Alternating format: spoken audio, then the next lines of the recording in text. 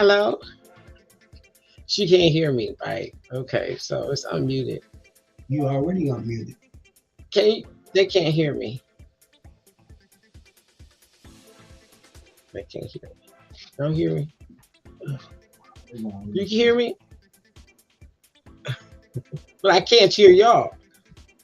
That's the problem. They must be on mute then. I don't know. Okay, click on go to the dots See. right there. Mm. Okay, go off. Click. Here, let me slide. Can you just stand over there? Because it hurts my back. Oh, Okay, it hurts my back. So I said, let me sit down yeah, probably in the with chair. the In the chair. Yeah. But okay, come on. I was gonna say I'll just call them on the phone. Oh, they're backstage. That's why. You gotta add them to the what's now. How do you do that? Can you hear me now? Yes. Hold on. Okay, hello. See me like that. Hi, Paris. Okay, now look, I look, she's back. Look at the screen. I'm looking at it. Not Okay. me. I'm saying Okay. look at me, not look at me. Okay, go ahead. Add to stage. Okay. There we go.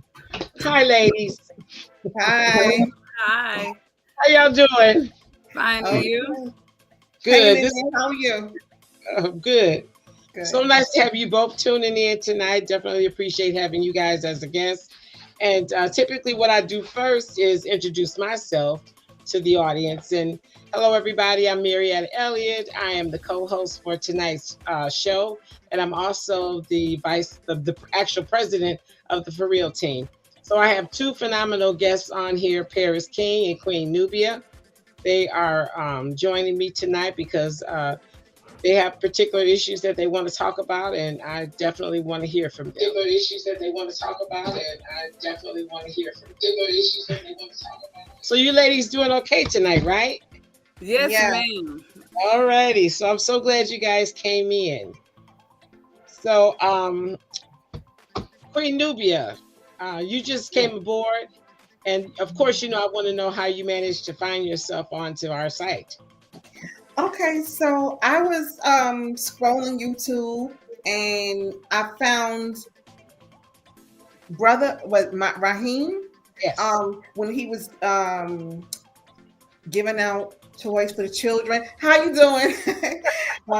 Giving out toys for the children, and there was another video before that when he was speaking about how he was in a barbershop and was speaking to the brothers, and they kept having a whole lot of excuses as to why they treat women a certain way, or they were just like, there was a whole lot of blame Yes. toward Black women in relationships. And like, he was like, these are not men. These are not men. And this is what a lot of women, Black women, are experiencing today.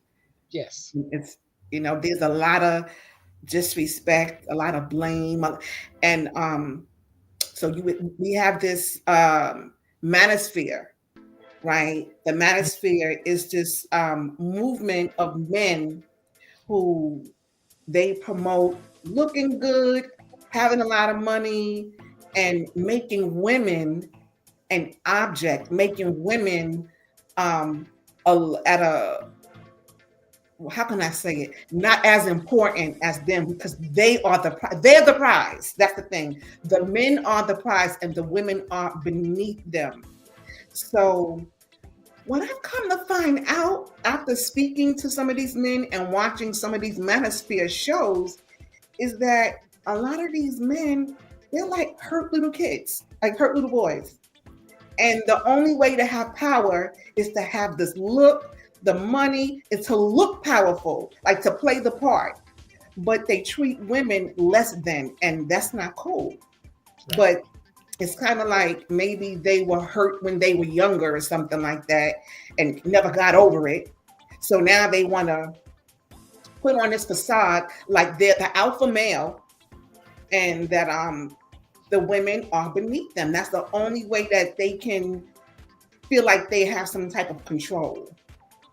And it's very disparaging, It's very disheartening because where's the love? Where's the respect? Where's the proper communication? If you need help, like get help. But Yes. mistreating women, it's not working. And then you have the sisters who just are not going for it. So it's a tug of war. Yes. And it's bad. Okay, Paris, how do you feel about that?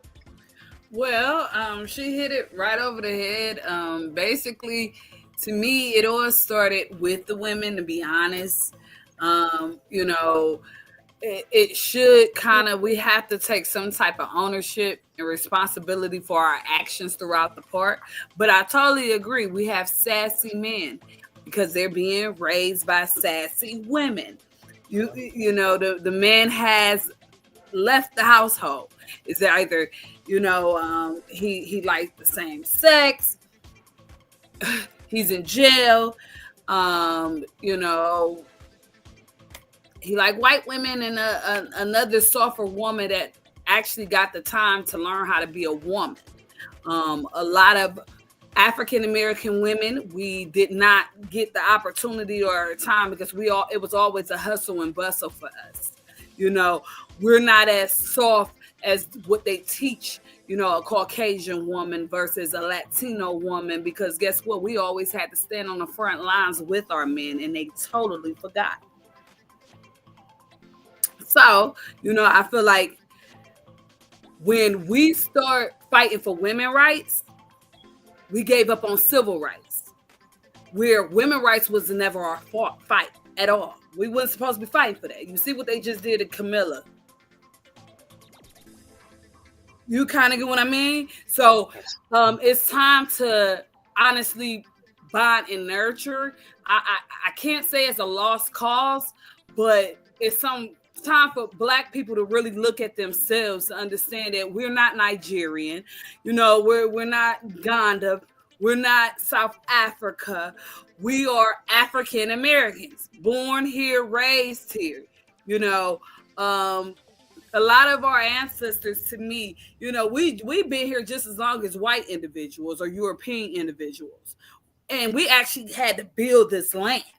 So when we start understanding that it's a struggle for both of us, and we start realizing that in order for us to put our heads together and, until you honor the woman, because I'm not trying to compare us to God, but we close. The way that we can bring in life, we're close. Until they start honoring the woman and start loving and cherishing us, they'll never be the same. Something will always be wrong. And us women, sometimes we be proud. I raised all my boys by myself as a single mother. But you can't teach your son how to do manly things, no matter what you feel or you think. Yeah, you could have been a great single mother, but that is not what your man's supposed to have seen. So until we heal that and understand that no matter what, that boy gonna need that father in that life. That girl gonna need that mother in that life. A father, yeah, I raised all my daughters. Yeah, that's sad because now she don't even fit into the mix of what a woman is, because you couldn't teach her how to be a woman unless you had your mother teach you. Mm-hmm. And still then, you still don't even have the concept. So I just think it's a broken system. We talk about broken systems all the time. Always the criminal justice system broken. But we really have a broken system. And until we sit down like adults and heal each other, it will never be possible for us to get it together. Because we have too many sassy men that don't understand their place, and we got women that don't understand theirs. Some women, like from my family, women, we have to be taught to be softer and try to let a man be a man. Because we so used to doing it on our own. When he come, we like, boy, God, I got this. I'll take this trash.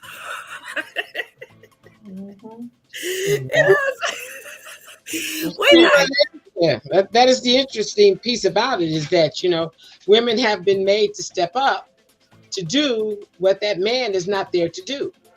And that is the unfortunate piece about it. And that's a part of us that will carry with us. We'll pass that on because it all boils down to survival skills. Survival skills. And we have to learn how to survive with or without. And that is not our choice. It's It's not. definitely can agree. It's not, because I could say we learned that from slavery. Y'all get mad at something that we had to learn. You kind of get what I mean? We had to survive. That African American women had to survive and protect y'all, because guess what? Y'all come from us. Yeah. But y'all mad that we survivors and we're resilient and we're strong. Mm-hmm. And we have That's true. That is so true. And you know what else too? The fact that a lot of the brothers, a lot of Black men have not stepped up and done the work. They haven't done the inner work. They haven't done the forgiveness. They haven't done the spiritual work. Even economically, even finances. There's so many Black women that are in places now.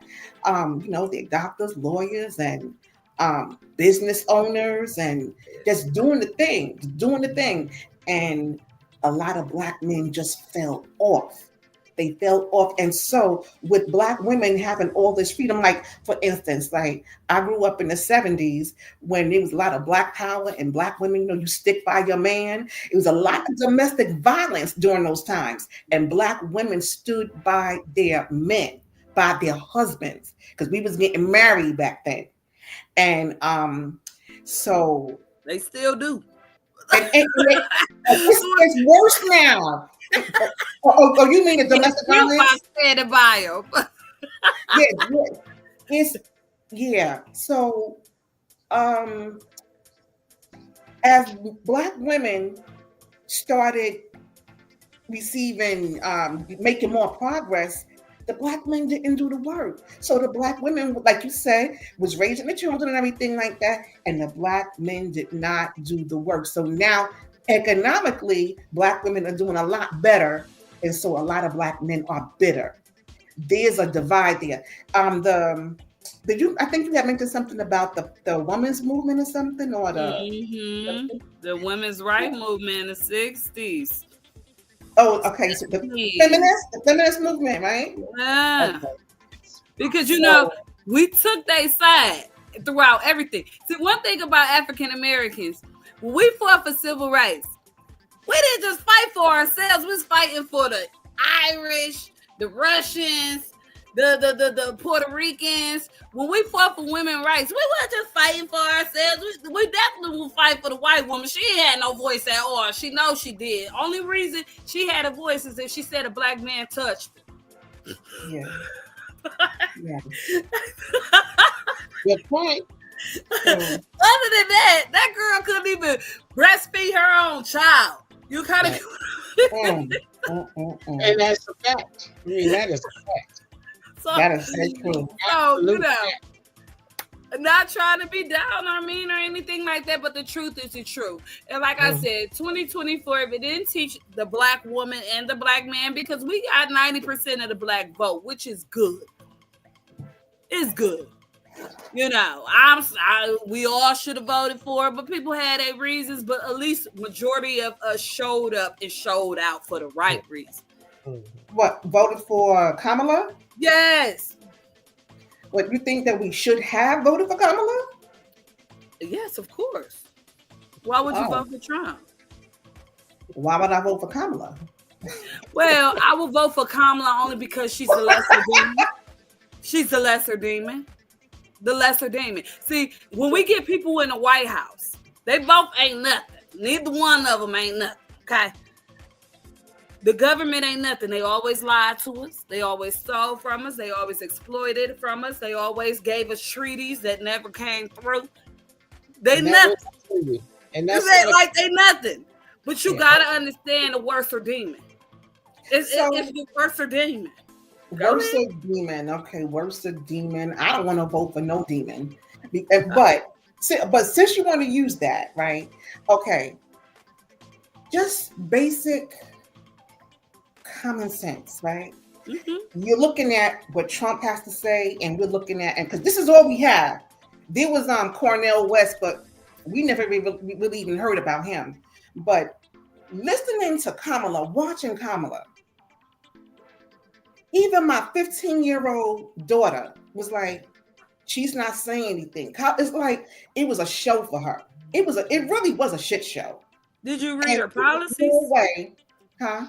You read her policies, or you just watched her? Did you read? I watched her. Well, actually, she didn't have anything in her policies until like close to the end.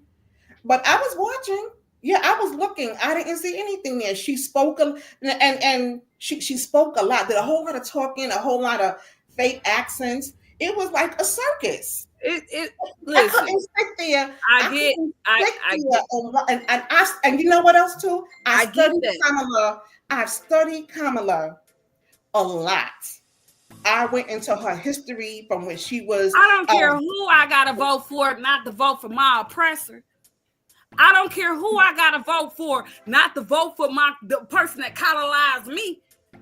I don't care who I gotta vote for. I'm not about to vote for a millionaire that I know don't care about me. Ain't no way in shape, form. See, everybody think Donald Trump gave him those checks, and that's what the problem be. Well, I don't know nothing about that. Everybody think. I'm just saying, a lot of people be like, "Oh, he gave us those coats. We was lit when Donald Trump." First of all, it was a pandemic. Well, it was a pandemic. You were supposed to get some kind of relief if they telling y'all to stay in the house. And Donald Trump actually answered questions. Kamala it was very hard for her to answer questions. Her favorite line. Let's talk about Donald Trump answering questions. He just answered Kamala's favorite line, right, was, I grew up in a middle class background. That was her favorite line. Okay, look, she's not sociable. She's awkward. It's different people that's awkward, not sociable. That don't mean that they bad. No. But you know what? What I can't do, right?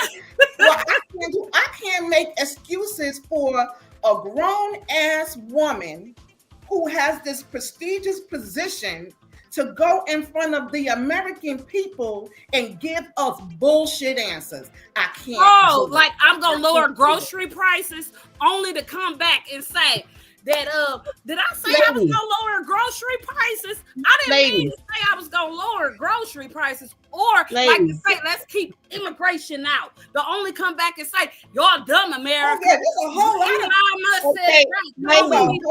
of things we can bring up. I'm out. They're liars. They're liars. I want both of you all to have an opinion, and I definitely want you guys to be able to share the floor separately, because that way the audience will be able to hear both sides of your story. And at the end of the day, this is still part of our topic today: a lack of respect. Black men having a lack of respect for the Black woman, and the Black woman sounds like right now there's a lack of respect for our own as well. And that's something that we definitely got to sort through. And I want to make sure it's disrespect. I say it's a good debate. A good debate. I make no disrespect. But we got to share the floor though. Okay, let's do it. If you want to debate it, okay, let's do it. I'll listen. I will listen. I will listen while you speak. Okay. And you listen when I speak. Okay. Yes, let's ma'am. Do it. Yes, ma'am. Let's get into it. Get into it. With Donald Trump, the only thing, I love his honesty, because he tell y'all in his face what he gonna do and what he not gonna do. He play around in your face and y'all just be like, oh, well, at least he honest. He ain't lied about assassinations. He tried to overthrow our government. He was just convicted. Now, Barack Obama had 3 baby mamas, 4 failed marriages. You think he was ever going to the White House? No, of course not. It's a double standard. So if it's a double standard, we need to start sticking together rather than just pushing apart. Not saying that Kamala Harris was the all to be all. That's not what I'm saying. She was a prosecutor. And I know she prosecuted a lot of black people that probably ain't deserved it. But at the end of the day, she was the best devil of them all. That's it. That's it. I'm not voting for someone that I know that son called me a nigger. Okay, so all right. He heard it from somewhere. You know what? I want to interject a little bit here. You know, I get a lot of conversation about, you know, Kamala Harris prosecuting people. And the one thing that my argument is you cannot be prosecuted if you haven't done anything. It's not like she went out policing people, dragging them into her courtroom and charging them with something that they had absolutely nothing to do with. We paid her to do a job.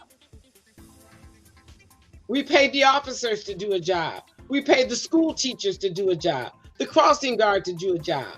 And then all of a sudden, when they are doing their jobs, writing tickets, arresting people or breaking the law, we have a problem with that. And that is something that I just cannot understand why those things even have to come into play. I'm going to give you an example. Hold on a second. Let's get the job done. And let's not be upset about the ones who are having the job enforced. I mean, that is something that I think about that all the time. I agree, because at the end of the day, I was outdone with that, but I expected it. I expected it from America, because the only person that really do suffer behind a lot that goes on in America besides the black man is the black woman.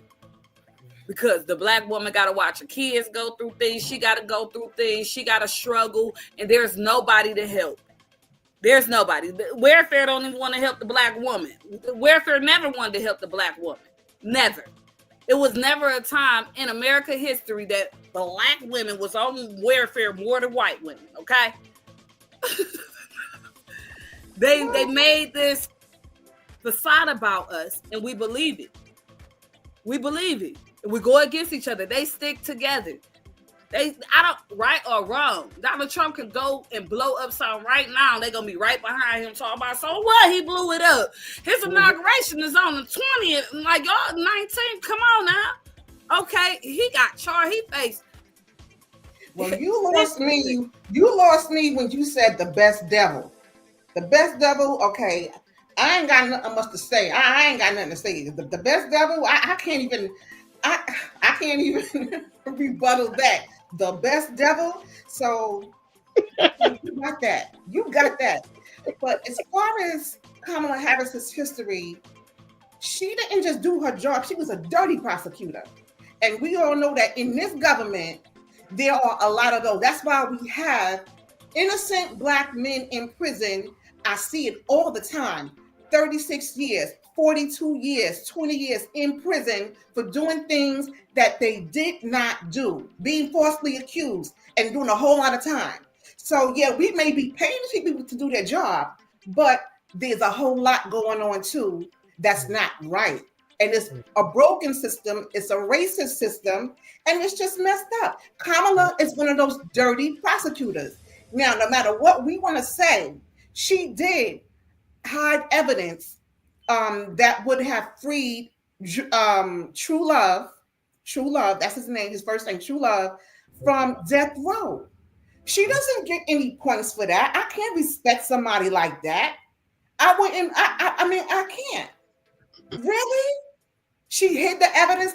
It was the judge who made her bring forth the evidence to show that he was actually innocent. And she was the prosecutor. And he's not the only one. Kamala Harris is the one who arrested parents when their children cut school. It was her who did that. And there's a sister who did 3 years in prison. Her daughter has sickle cell, so she was out of school a lot. Why did they arrest that woman? All this under Kamala. There are so many, I've spoken to people personally. There are so many people who ain't messing with her like that. But then there's a whole lot of Black American women that look at her, oh, she's for us. How is she going to be for us? First of all, there's so-called black woman. She ain't black. She ain't black American. She ain't African American. She's Indian. She's Indian and she's Irish. She's Indian and she's Irish. That's what her lineage is. She's not a black woman. She's married to a white man. She has no children. And she is all for aborting up until the 9th month of pregnancy. Okay, so there's some things. I mean, a baby at 9 months, a baby can live at 9. A baby can live at 6 months. So it's okay. So it's okay. Let me finish. Let me go. Let me cook. You cooked. You cooked already. All right, you cooked. This is wonderful.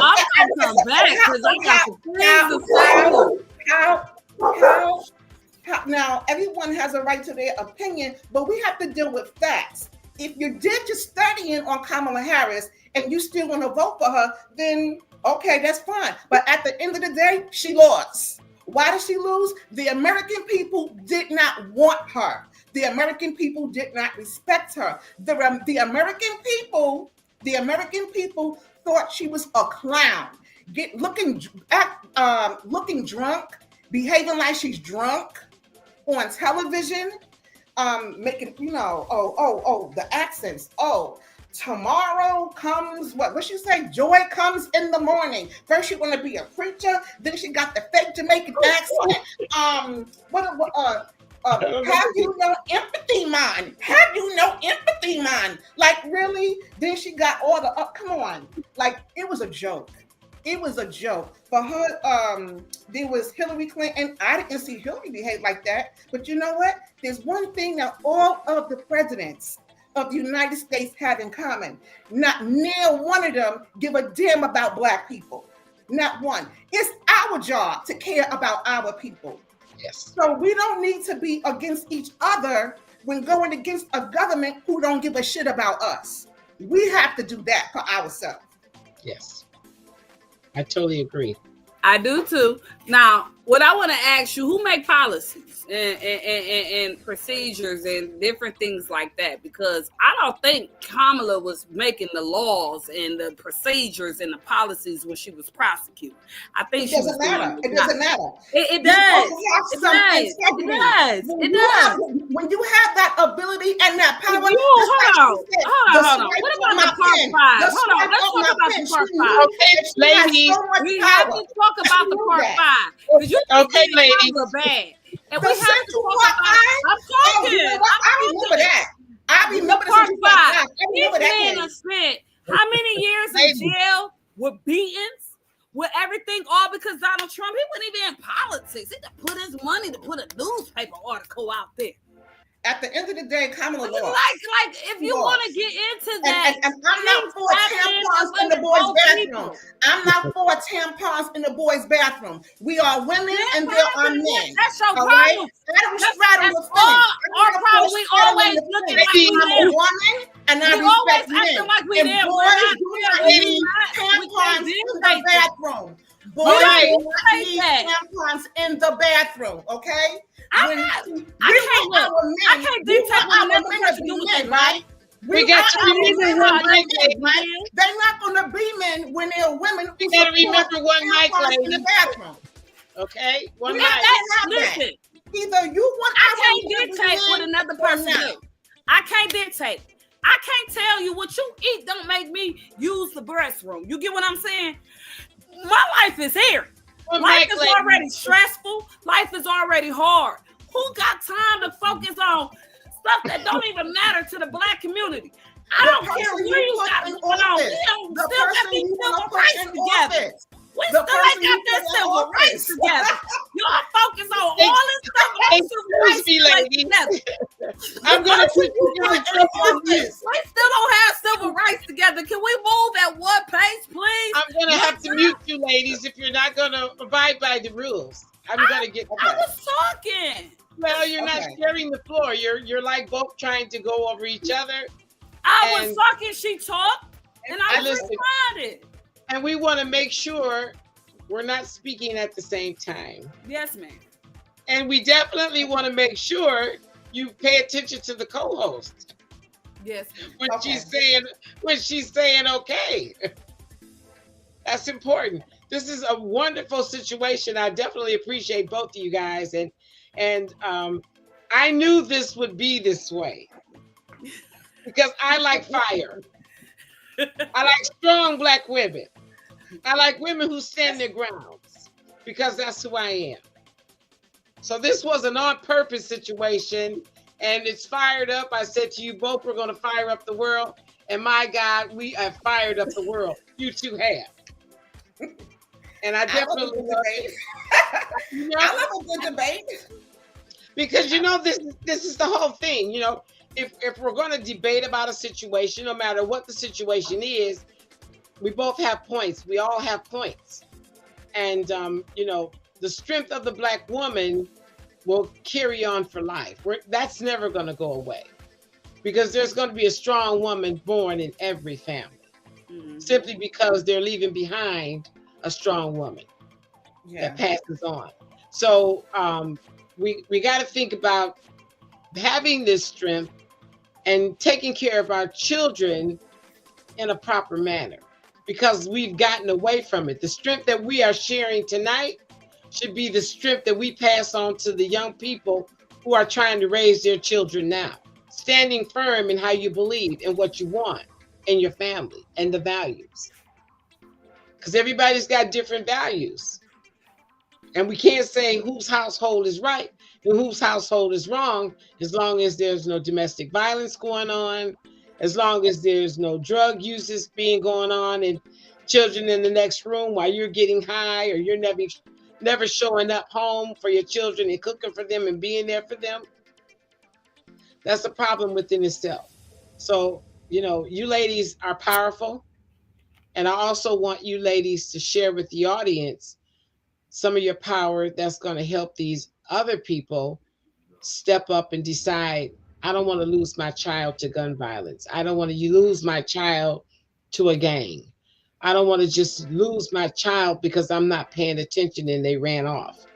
Those are the things that I want us to really start thinking about.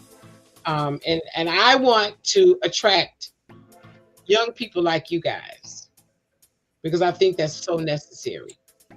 That's so necessary. The grandmothers are a great tool in the family now, but we also need to make sure these young mothers are taking care of their children in a proper manner. We got this big thing here in Cleveland with so many young girls who have lost their children to the system. They're sleeping on the floor in the Jane Edna building. That's devastating. Our people, our children. Yeah. And I want our children to be taken in by another family member versus being put into the system. We got to figure out how to curb that.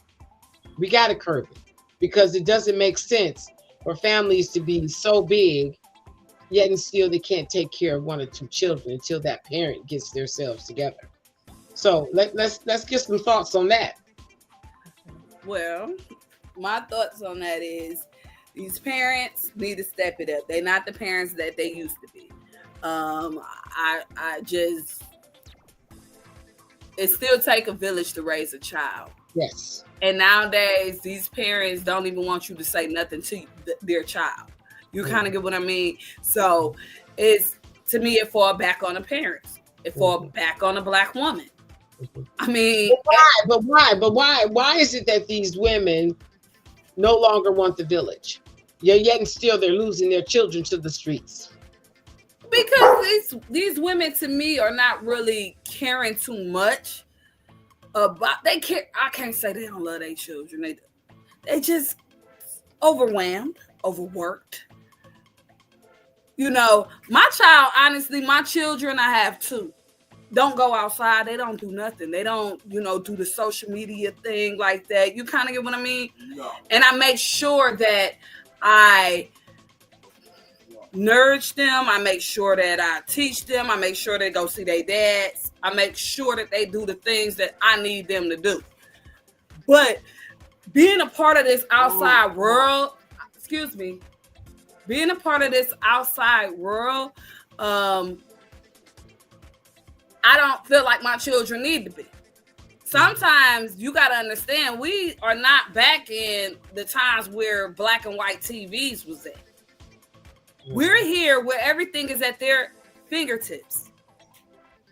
Their fingertips. You have to protect them. You So could that be part of the problem? Yeah, yes, yes. What do you think, Queen Nubia? Okay, so I think that we may be able to get results when we have men and women together to teach the younger men and women to be to have a safe space for them to offer alternatives, to offer resources, and to also have someone in the government that can intervene when a child is going to be taken away. We got to find another way to from the parent to the court to the foster care system. So we got to have somebody in between the court and the foster care system that's going to say, no, these children need to be placed here, or the parents need to have this type of teaching or something like that. It can't just be all on the woman, because it takes a man and a woman to have a child. So the men have to be taught too. The families have to be involved. Oh man, I know it's deep. I know there's a lot that's lacking. So when the child goes from the parent into the foster care system, where is someone to speak on behalf of the mother? Sometimes even after the mothers do parenting programs and things like that, they still don't get their children back. Now, prior to that, right, the mothers and the fathers come from abusive homes too. They do what they know. They don't get over the pain. They are traumatized. Then you have two traumatized teenagers making a baby. They don't know how to cope. They don't have any money. They don't have any skills. So we got to get them from when they're little. And then bring them into a fold of the village so that they don't have to go to foster care. Yes. So that their trauma can be dealt with. Right. And see, and that's the thing, you know, when you speak about before this happens, you know, within the family, just a small example. Say, for example, my sister or my cousin had a child that she was not able to manage and take care of. And by me being a part of the family, I recognize and realize that this is going to be a problem. And I think that the family members should step in long before the system gets involved and pull that mother aside, or pull the father of that child aside, or the uncle or the cousin, and say, look, this is what we see, and this is what we need to do to prevent this child from being taken away from our family, not just the mother. It has now become our family. Right. You know, it's not over here with John. It's bigger than that. Even it's bigger than that, as far as even the neighbor next door has heard and seen. Before these things start to happen, the families have got to step up and say, there is no way. My sister, I have a 43-year-old nephew. And from the time my sister got pregnant, I vowed to be there with her. And I was there every single day of my nephew's life. And right to this day, he is a hell of a man. I did not want him to be without, and I did not want him to be dependent on me, his mother, or his wife, or his kids. I raised him to be a man, to be dependent on himself, and to take care of his family. And it was not an easy job. I sacrificed 28 years of my life. And when my nephew got 28 years old, I said to him, Christopher, there's something I need to tell you. And he said, what, Adi? I said, you know, I almost had a breakdown trying to raise you. And he looked at me and he said, what? I said, yes. And he says he didn't believe it. And then I said to him, well, how many times did I ever spank you? And he says he doesn't know. And I said, well, maybe I didn't spank you enough. My nephew got one smack on the butt, and that was the end of that. And from that point on, he understood I meant business. I had to sacrifice getting up and going to the school. I had to work third shift and go right to the school. I had to do everything I had to do to make sure he turned out all right. The commitment now is not there. The young people don't know anything about that kind of a commitment. They do. They do. Because they want to live their lives instead of being committed to their families. So myself, I want to make sure the young people out here are going to come back to the dinner table, because I think that that's where it starts. Sunday dinner. Queen Nubia, we talked about that, how Sunday dinners is a big deal. So all the people out in the audience tonight, and I've got so many comments over here, it's just absolutely amazing. A whole list of comments. But the commitment to bring our families back together just to have a conversation is going to be the start. It's not going to be fixing dinner and maybe the children are eating. Because when we're at the table, we're having a conversation. Nobody in the Black family sits down and has dinner without conversation. If you go to a funeral and then you go for the dinner, there's a lot of conversation. Standing in line to get your meal. People talk over food. And when you find that one quiet in the crowd, will be the signal that something is wrong with this person because they're not engaging.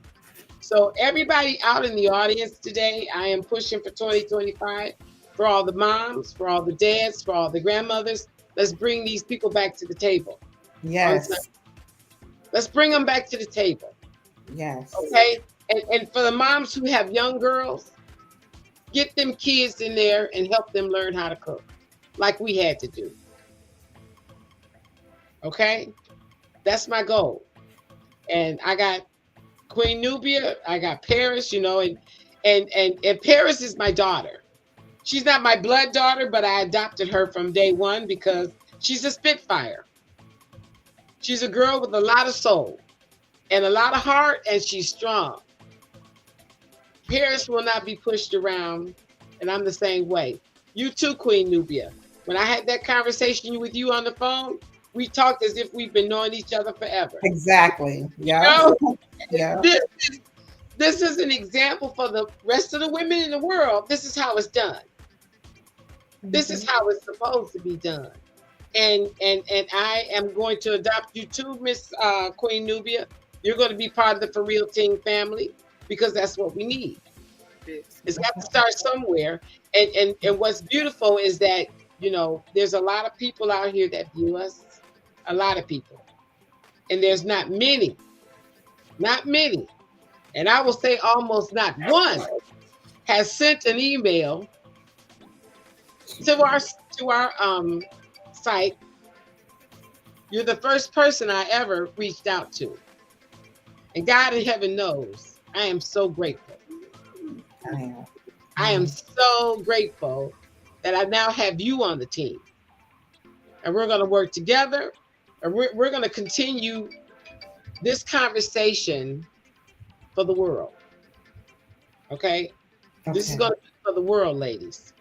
And when we're done with this, I want to be able to make sure I know that you guys are going to talk to someone else about Sunday dinner, if nothing else. Yeah, absolutely. Absolutely. I told you that I had already told my sister. Yes. Because my nephew, he's in the next state over. I said, no, as soon as I get this situation together, we're going to start doing that. Yes. We need to do that. I grew up doing that. Yes, we did. Yes, we did. We can't forget those values that kept us together as a family. Mm-hmm. It hurts. It separates us. Yes. You got so many people struggling in their own household, don't want to talk to nobody, holding on to grudges and all of this stuff, and it just separates us, and then we watch the family go down. Mm-hmm. Mm-hmm. Right. And that's one thing, you know, that I am seeing as I start to age, and I don't know if you know, Queen Nubia, I'm 65, will be 67 in September. And as I go about in my life, I suddenly realize how, people are so very different just on the line of sharing some love. I never see moms hugging their children, telling their children that they love them. I hear them to speak to their children as if they're adults on the street. I hear them calling them out of their names. I don't even know where that has come from, but wherever it came from, it needs to go right back. They don't know. They don't know better. They're hurt. They're traumatized. And then some don't care. Some of them is drug use. They are doing it by themselves. It is not normal. I mean, it's not natural for a woman to raise her children by herself. It's not natural. No, it's not. Because they need the feminine and they need the masculine. Yes. It is just not natural. That balance. And you have to have a balance. Right, exactly. And so you pair that with being in poverty too.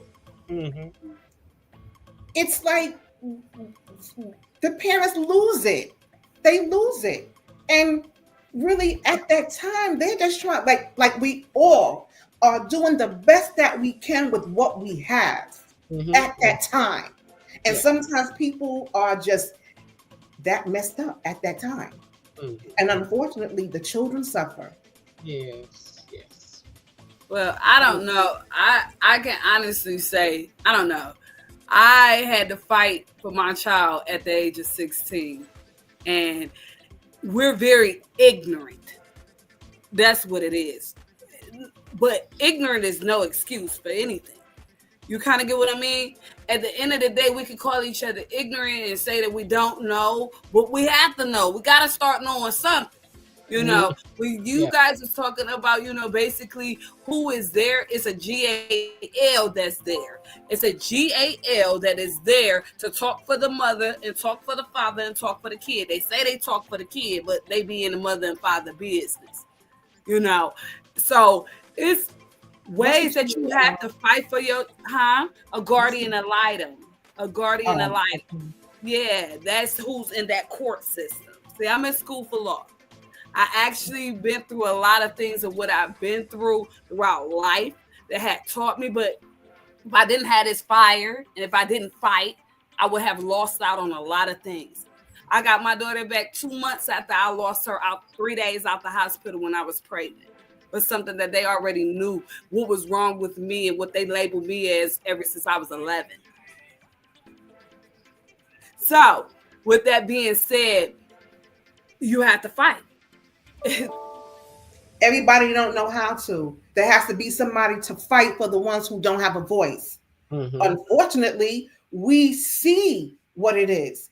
When you see these people talking to the way these women, some of these moms talk to their sons, I'm like, there's no way, because when you know better, you do better. Mm-hmm. Some people just don't. You think it's the same thing with a woman being abused in an abusive relationship, and she feel like she can't get out. That's what she knows at the time, until she actually can get the strength or can get the help and go through counseling, and then she could see how things unfolded and how she was why she was thinking like that. It might go back to childhood. Mm-hmm. So it's unfortunate. It's unfortunate. And there are some people that are living in the pits of hell here in this country, and the children are suffering. Yes. When we know better, we do better. We should try to do better. All of us are. Once it may take something as small as a little spark. A teacher may be, that beacon of light to a child that gives that child some hope. Or maybe if that child can confide in the teacher about what's going on, I don't have any food, I'm hungry, and then one thing leads to another, and maybe that child can get some help like that. Maybe the family can get some help like that. But the ignorance, she was right. It's ignorance, but to say that ignorance is not an excuse, if that's all you know, what can you do if that's all you know? You don't know a way out. They might think drugs is the way. Selling drugs is the way out. And we quickly find out that it's not. Mm-hmm.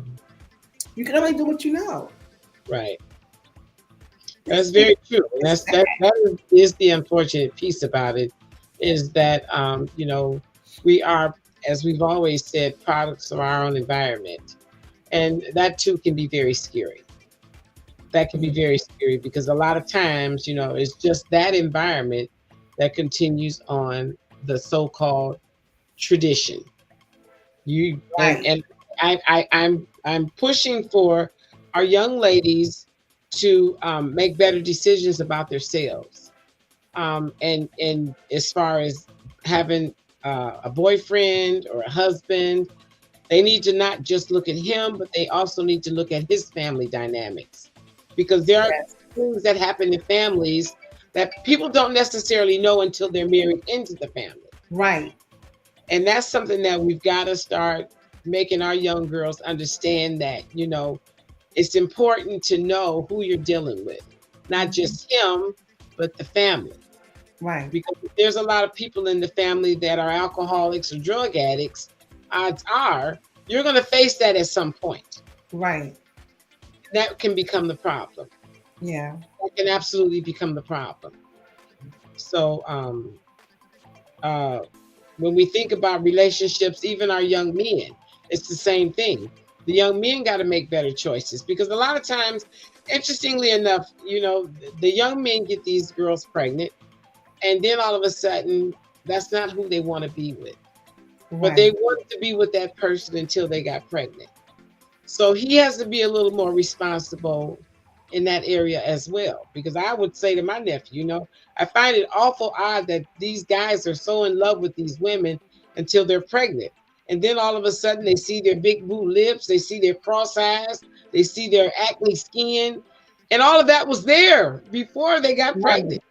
Right. You know what I'm saying? But it's like all of a sudden, no, I don't want to have anything to do with her. Right. And that is the problem. We gotta really think about who we're dealing with, where they're coming from, where you're headed. Right. You know, That's women it. have. Sorry, but you know what though? You know what's crazy is when we get the family together. Can you hear me? Yeah, but a Paris, I don't know if she could get in. Oh, okay. Yeah. Okay. We gotta stop making it so easy for these little boys to get up under our daughters' dresses. It shouldn't be easy. Where the parents at? Where's the grandmother? Where's the older brother, the uncle, the aunt? Who's monitoring these children? Why is it so easy? How come the boys can't come to the house to meet the parents? They don't want to do that. Yes. They're trying to get to the girl. So there has to be, you know, that's just the dynamics of the family has got to change. We have to stand on business. Yes. If we don't, it's going to continue. It's going to continue. That's it. It's going to continue. Mm-hmm. Nobody wants to see their child hurting, but we can't allow these boys to, you know. Let me get Paris in. Her 1 second. Paris got her computer died, so she had to change it. Okay, I didn't know if that was okay. All right. You know, I am okay, there you go, Paris. I'm not in my place. I'm at Raheem's house getting this figured out. So he's got a whole system over here. I need a little help. Okay, so yeah, sorry about that. I had to figure it out. I actually called him on the phone and told him to come in here. Okay, so Paris, were you able to hear what Queen Nubia was saying? Yes, some of it about, you know, we have to get back. I'm going to even hold you to it. I heard some of it, but I was trying to get back in texting you too. Yeah, okay. Well, yeah, we can't make it so it can't be easy. Why is it so easy? Why is this the norm for the boys to have access to the girls, or for these girls to have access to the boys? You got some moms who have their sons living with them and they allow the girls to come over. Yeah. There's some things that have to change. Yeah, they And let it. it needs to be taught to them. They let So it free. he wanted her before she got pregnant. No, he ain't really want her. He just wanted to have sex with her. She late. She's late finding out. Right. And that's why I say better choices. We got to teach our young girls that our bodies are sacred and they are not a free for all. And I mean, I don't, and I don't know how open the women are today when it comes down to sexual activity. I mean, I'm very straightforward and blunt. But then, there's been times, even when we were coming up, that sometimes conversations about sex was a taboo conversation. A lot of people didn't want to talk about it. So in the modern world of today, are we open about it? More open than we've ever been? Yes, we are. We are. We are. We're very. I mean, you can see it on TV. You see two men kissing each other, two women kissing each other. You never was able to see that on TV. You kind of get what I mean? So, and in my opinion, like I said, once again, it's that internet. I mean, and the mother's always trying to be their kids' friends as well. Because right now we can't control the internet. Yeah, but we lost. That's something that we can't even talk about that because we have no control over the internet. Yes, but we do have control of our own children. You got parent control over that phone. You got parent control over its apps that show you with your child. You can shut off your child phone at a certain time. People aren't doing that.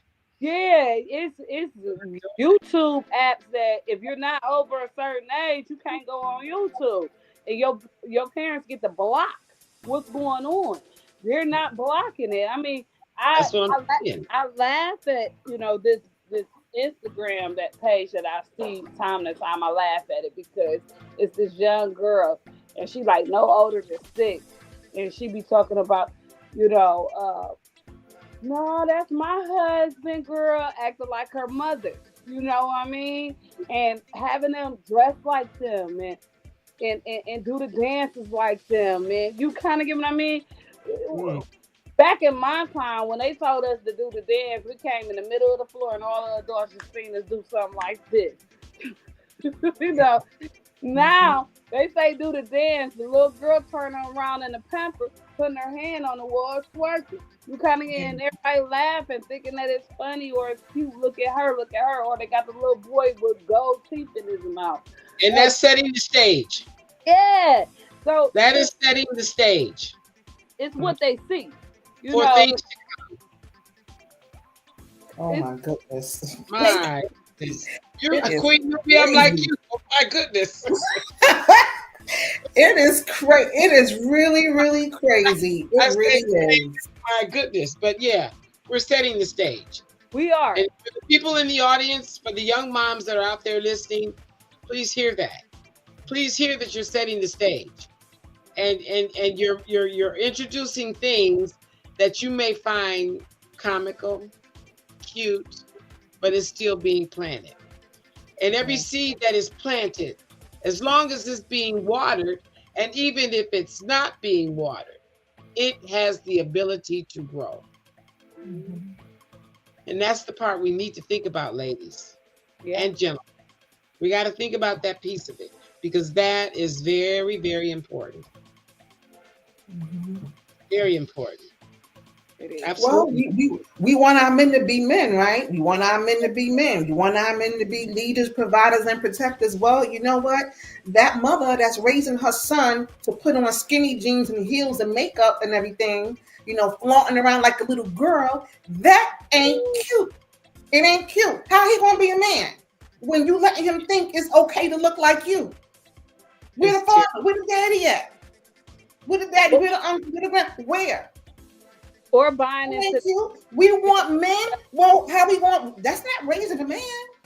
Or buying into this transgender stuff, like at some point you gotta say, if you 18 up under my roof, or even if you're not, far from 18, you 21 up under my roof. As long as you up under my roof, you gonna be what I pushed you out to be, or had a C-section or whatever for you to be. You kind of get what I mean? You got to put your foot down.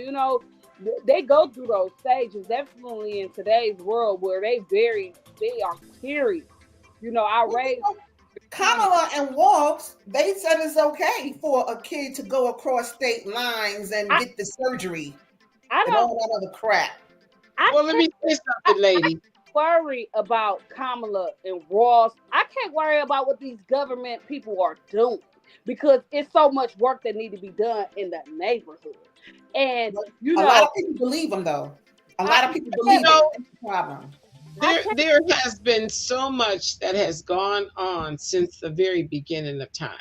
yeah, You know, and we all of a sudden act as if homosexuality just came into the world. It has been since the beginning of time. And we're living in a world now where people are learning to be open, the big thing, comfortable in your skin.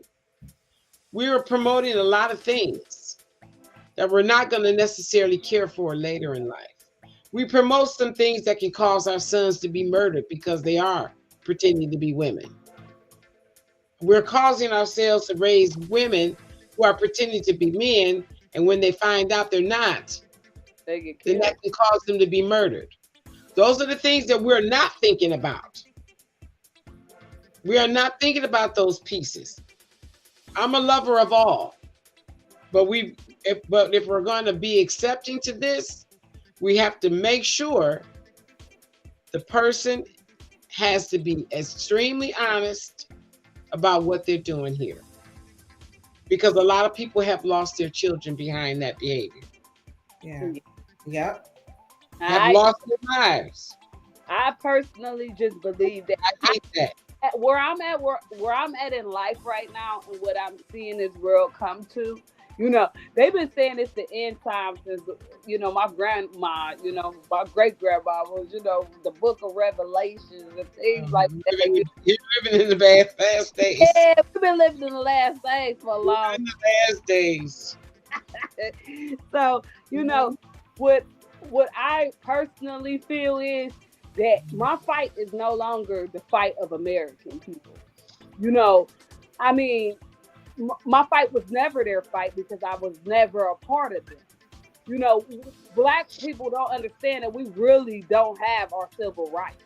We still can get lynched out here. We still don't have our civil rights. We walking around here freely, like we one of them, until they show us that your money can't even buy you out of jail. Shout out to P. Diddy.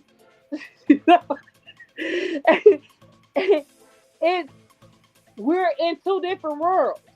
And until we start focusing on our world, the black struggling world, we gonna always be caught in this Kamala Harris, Trump, Biden, the party he just gave his son.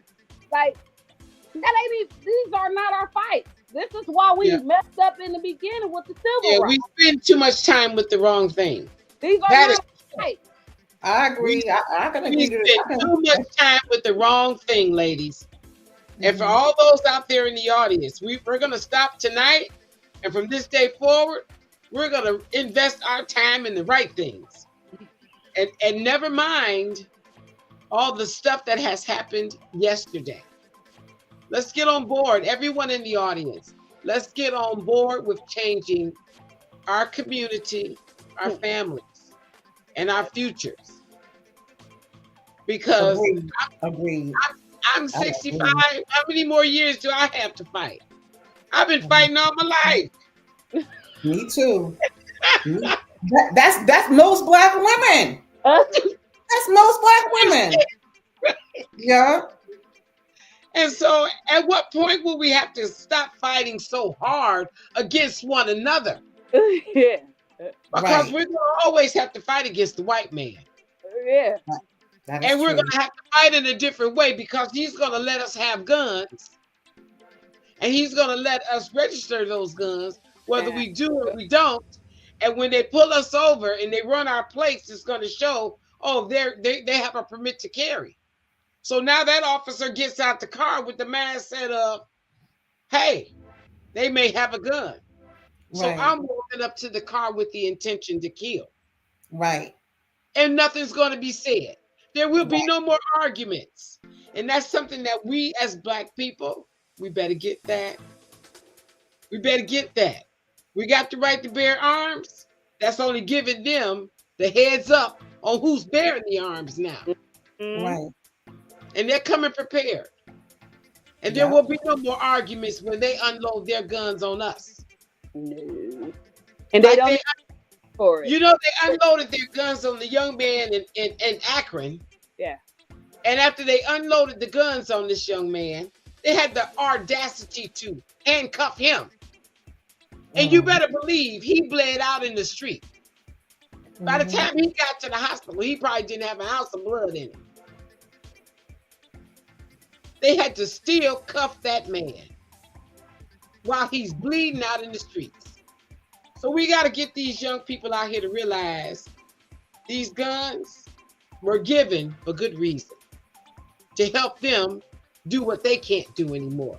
Hang us in the street. Kill each other. I'm gonna tell and you, when the Black man is murdered, that shortens up our race. yeah. Purity. It takes away the purity. We can always have babies, but they won't be pure babies. Our race will be extinct. Yep. Yeah, my husband. Let's think about it. People in the audience, hear me. My husband, 15 years, and me and him had a conversation, and it was like one of the best conversations I ever had in my life. Definitely with him, because you know, it's the problem is, and what I feel it is, my opinion, is that you know we used to get out there in our day, put on our Vaseline, take off our shirt, and go fight. Now you had one or two people that go back and shoot because they was mad because they lost that fight, but that was one or two people. We have a whole generation that's going back shooting. They ain't even fighting. They ain't doing nothing. They not even doing none of that. They just shooting off rip. They're killing us too. They're not, you know, how can you not know that your 16 or 14-year-old son got a gun in the house? How can you not know? How can you not know what kind of parent? I snoop.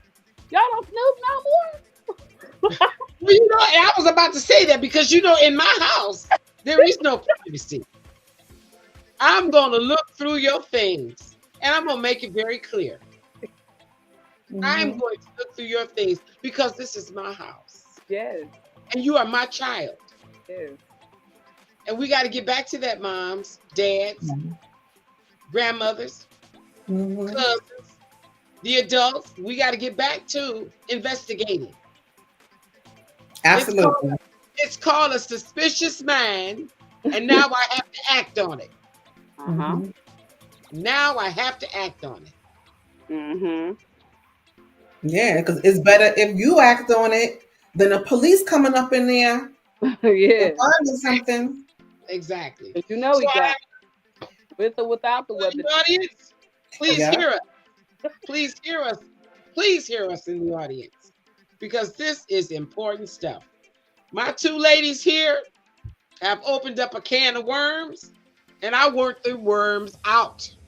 I want them worms to get out and become a situation where everybody is now going to start being more aware of what's going on in the world. I love this. This is exactly what I was expecting. I got so many comments over here. It's just like unbelievable. I can't see the comments. Oh, I can't see the comments. And then in the state of Ohio, our governor just passed a law, so they really are like this. Is why I don't really care for politicians and things like that. He just passed a law in the state of Ohio. Oh God, I got probably 100 comments over here. That you cannot go after that body cam footage when a police officer does something wrong to you. You cannot go after that body cam footage unless you pay. And you can pay up to $75 an hour. What does that do for the marginalized community? People like us. You know, it strips us of our rights to find misconduct. See, we don't be focusing on the little things that they be doing in our communities to hurt us even worse. We talking about the gun violence with the police on black. What do you think? We're not gonna be able to afford to be able to go and get the camera that our taxpayers' money pay for. Exactly. The footage, like that, it doesn't make sense. Mm-hmm. They're against us, no matter who they are. The government has always been against the citizens. This government was built on lies and being against people. Mm-hmm. Why are we suddenly trusting something? I can't trust nothing that looks like my oppressor. I'm sorry. I just can't. I will. Well, Paris, I gotta say this, honey. You know, I feel like you feel, but all of them are not against us. Yes, Dr. Martin. You know, we have to understand they're not all against us. There are people out there that are outside of our race that are willing to help us. But I gotta say something to that. You gotta realize that too. If you have 1 million snakes that's out there, and 70 of the snakes say, I'm on your side. I'm on your side. But it's still 900 and some thousand snakes that's out there that look like them. Mm-hmm. At some point, you got to pick a side. Right. It's a side. Well, yeah, I agree with that. And I'm not saying that they all are like that. No, I do not believe that. Because there was a Who is your oppressor? Who's your oppressor? Who is your oppressor? This country. Their laws. The country is your oppressor? Yes, this country, the laws, the policies that they make. Yes, it's systematic. It's systematic what they do there. That's your oppressor, or like you mean like black people, or just you? Because not everybody agrees. People don't feel You that know, way. not everybody agrees with that, right? That there's an oppressor. Feel that way. Some people don't feel that way, but by me studying and seeing political science 101 and criminology and understanding that, you know, we always talking about, you know, the media always talking about all this violence and things, crime rates are high and up when crime rates been going down since the 1940s. Like, you know, so by me educating myself to understand what the real enemy is and who the real enemy is, and now it's not even just an enemy. Now that we don't let Trump in the office, it's not just an enemy against black and white anymore. It's an enemy against class, tax brackets. So the comments, I can't really like. So that's my sister in there, Black Widower. Can't see it. I can see it on my phone. Black Widower. That's my sister on there. Like that, and it shows. Oh. All you gotta do is click on them, then they'll show. Oh, okay. So then you want to take it off, click on it again, and it'll come on. Oh, okay. I just learned how to put the comments on. Oh, you got them now? Oh, yeah. I went all the way to the very top from the beginning. So we got, you wouldn't believe how many comments we have. I got 100 comments, but that's excellent though. So can you see the first one? The first, I gotta look on my phone, but yes, I can get them on here because I guess it would be Muha's woman. Sometimes they are looking for a mother. Yeah. Okay. And then but they want to be the dad they never had. Okay, so this is all from the same person. But that's nice. I'm glad that wow, I'm learning something. I was raised by my father while my mother was absent parent. It took me to have my own children to see how not having my mother truly affected me. Now that's a very good point. That's deep. Yeah, that's a very good point. Thank you, Muha's woman, for tuning in and your comments. You know, I'm new at this here, and I'm trying to get to all the comments now. So you guys be patient with me. I'd love to try to read them all, but I probably have over 100 now. But this is good news, and I'm hoping that you guys in the audience who are commenting, please thumb up the video. Please make sure you share this video with someone else, because this has been very deep, and you know, my family will be back again. My family's gonna come back again. Absolutely. Make sure you subscribe to the channel as well. Okay, so let's see. So I am very affectionate as far as a hug and kisses, etc. I nurtured them by being stern and present. Oh, yes, absolutely. You can't go wrong with that. Mm-hmm. You can't go wrong with that. So yeah. Amuha, I don't know if I'm pronouncing you right, but I would love for you to send us an email because you are very verbal about how you feel and pretty open and honest. And that's exactly what we need. That's exactly what we need. So he says, law, okay. So we got a comment. Let's see what's the next one. Brenda, I'm hoping that it's my sister. She's saying hi, ladies. Hi, Brenda. Yeah, that's good.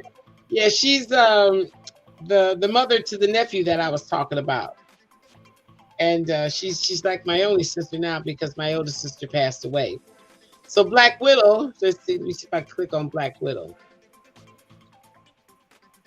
Oh, come on. Okay, Black Widow says, how is Donald Trump your oppressor? And then Black Widow says, I thought this was about relationships. Well, yeah, and absolutely.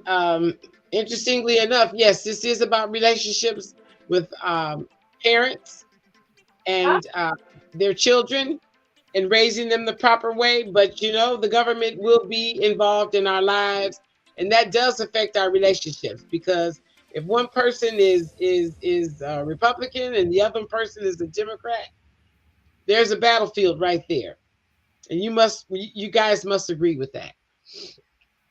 Um, let's see what the next one is. Let's see. This is so nice. And so Black Widow says so. He's questioning. And then it's like, wow. I got so many comments here. Let's see. Okay, so the comment about Best Devil. The Best Devil. And it says, how so? Please tell us. So yeah, we kind of talked about the Best Devil situation. Yeah, that's pretty good. These positions are pre-selected. Okay. So my sister says, good point. So we're kind of moving on with these comments. If you ladies have anything you want to say, by all means,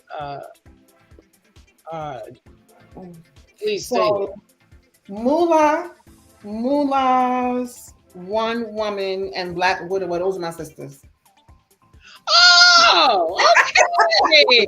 Well, that is excellent. Yeah. Okay, so my sister says, I want to mention Tyler Perry's movie, The 688, to say we have come a long ways, but we are not there yet. Oh, so that was so nice that your family joined in. They need to come aboard. Yeah. If they're anything like you, Oh, right? Another one of my sisters, I got 5. Oh my. She said, "You not." Oh, she said, "You not seeing me in the chat." I don't see her. So is she talking about just her comments? Yeah, she's not. Okay. Let her know that I'm just now getting to the comments, and I do apologize for that. Oh, let me tell I think she wants to go. Oh, there she is. There she is. Oh, okay. She's at the bottom. Tanea. Tanea is your sister? Yeah. Okay, so the Black Widow says, not to mention she is trying to lock up parents for her children or for their children's absence from school. So is she talking about Kamala Harris doing that? I don't know. Well, you know, kids need to be in school. And, you know, when we were coming up as children, we had no days off school. No matter how high the snow was, no matter how high it was, we went to school. Yep, that is so true. And I just believe that children should be in school. And I do believe that parents should make sure that children are in school. Yeah.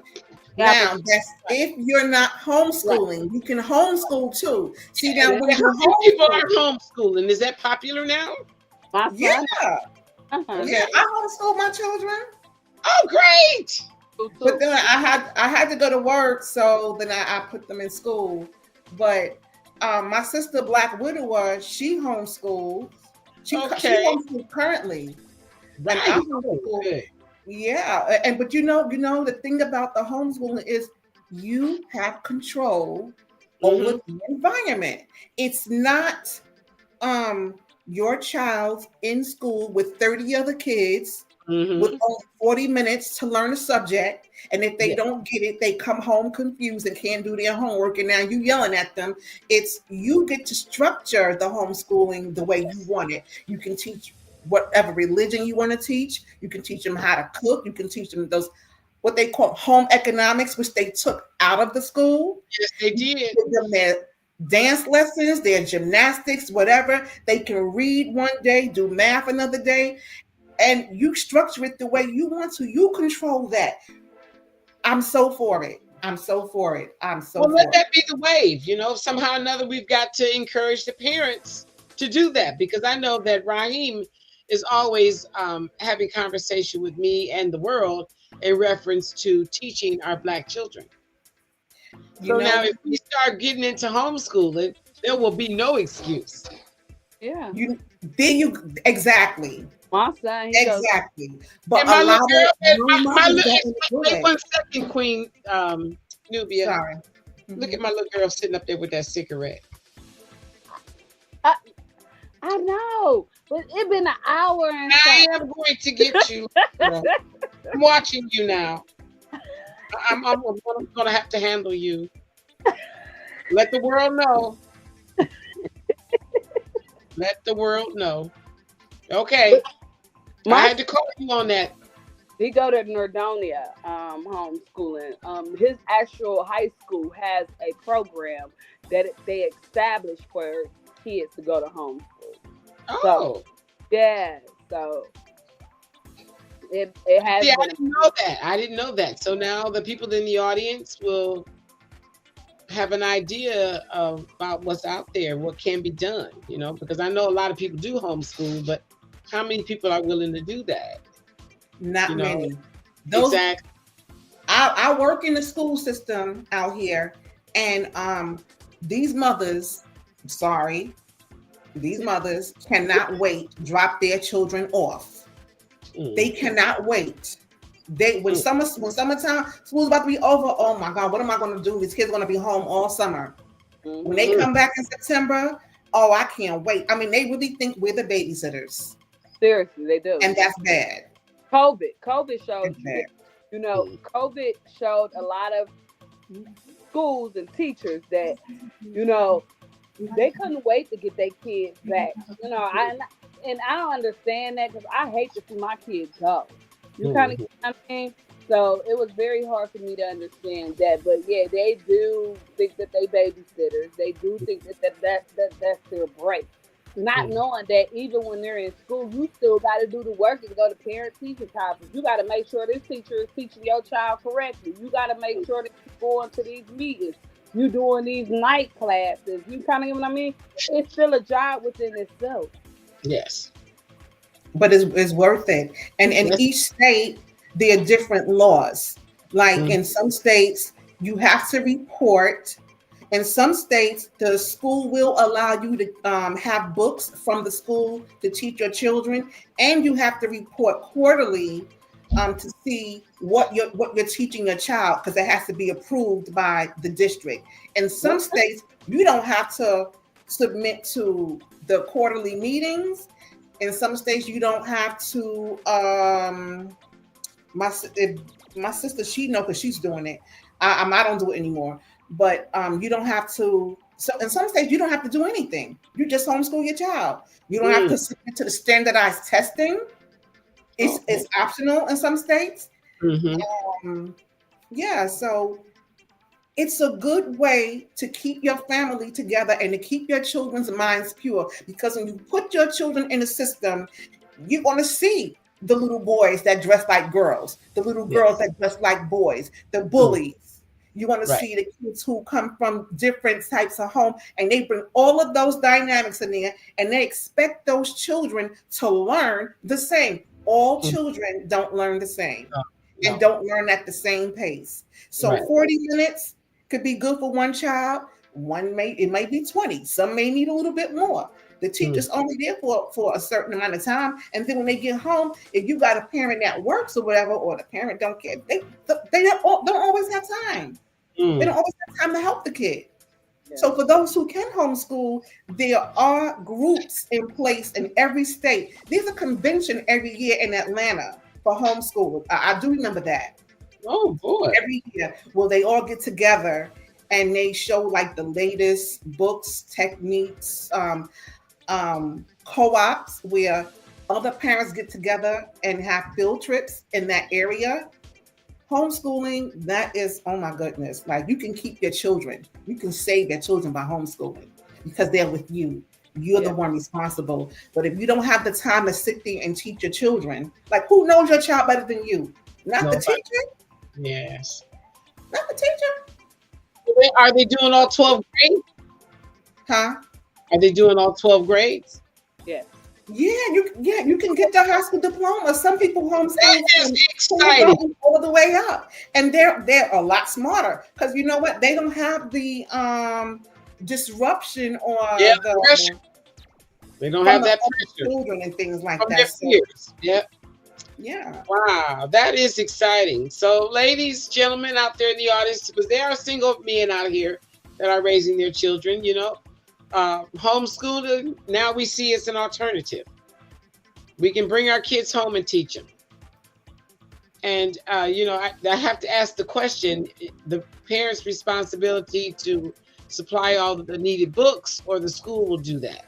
And it depends on the state. But if you want to do it, you might as well just do it yourself. If the school will help, that's fine. If they can let you participate in after school so you can have some type of social activity with other kids, you know, some schools may allow that, but then there are co-ops, and if you don't have one in your area, you can start one with another parent who's homeschooling too.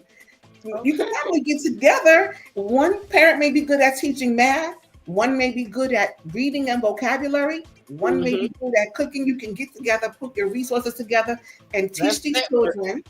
Yeah, it's about saving the children. That's a village. That's a village. Like what I do with my son, because I don't have all the time in the world, he has an actual curriculum that he has to abide by.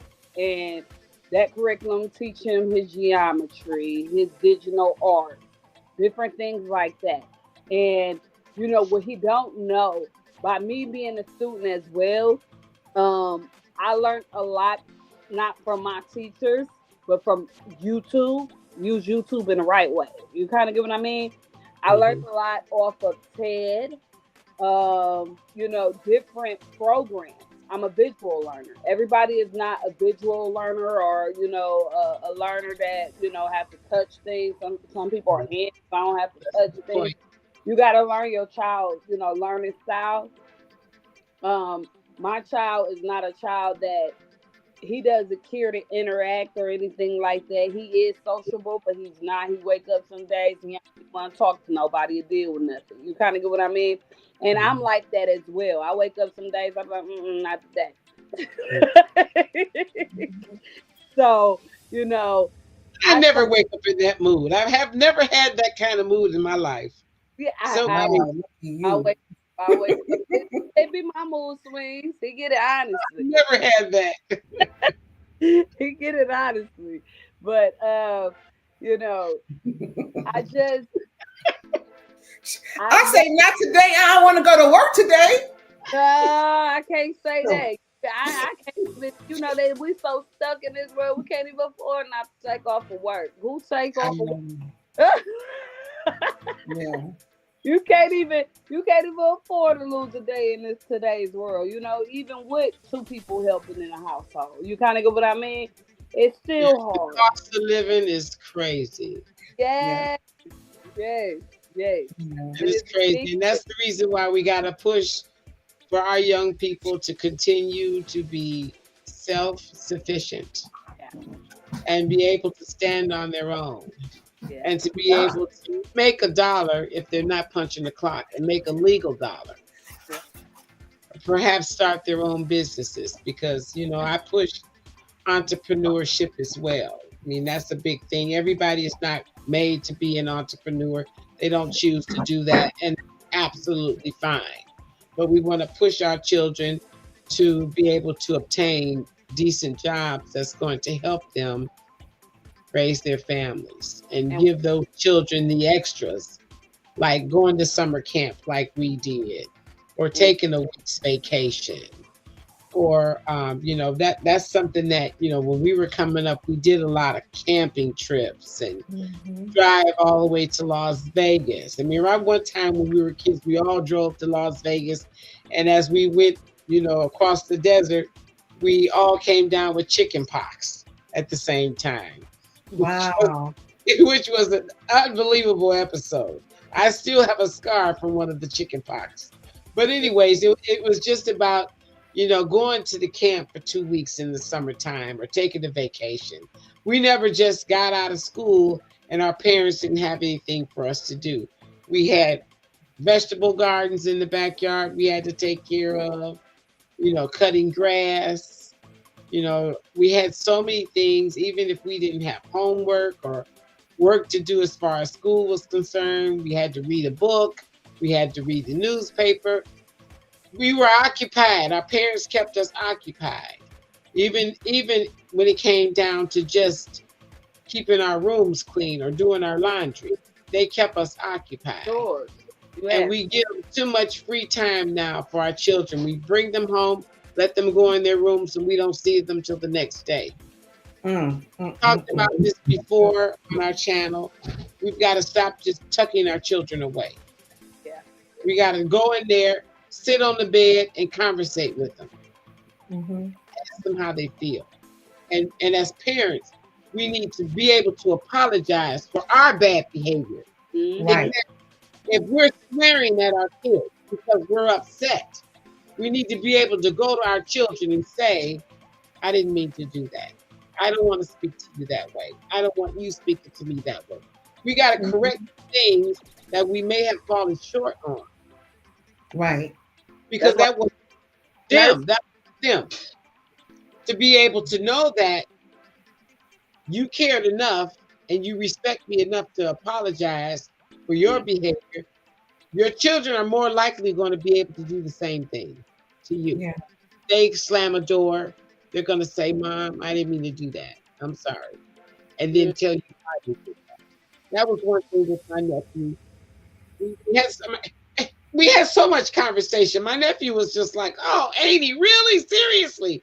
We always have to talk. Yes, we do. Sit down. We are going to have a conversation. And it's like, oh, no, not another lecture. Why not? You brought this lecture on. So let's talk about it. And that's what I did. You know what I'm saying? I was very verbal with my nephew, and all the children that have come across my path, whenever I find them in a space that's not appropriate, I nail them. And they get to the point where they're saying, oh, no, not another lecture. Why not?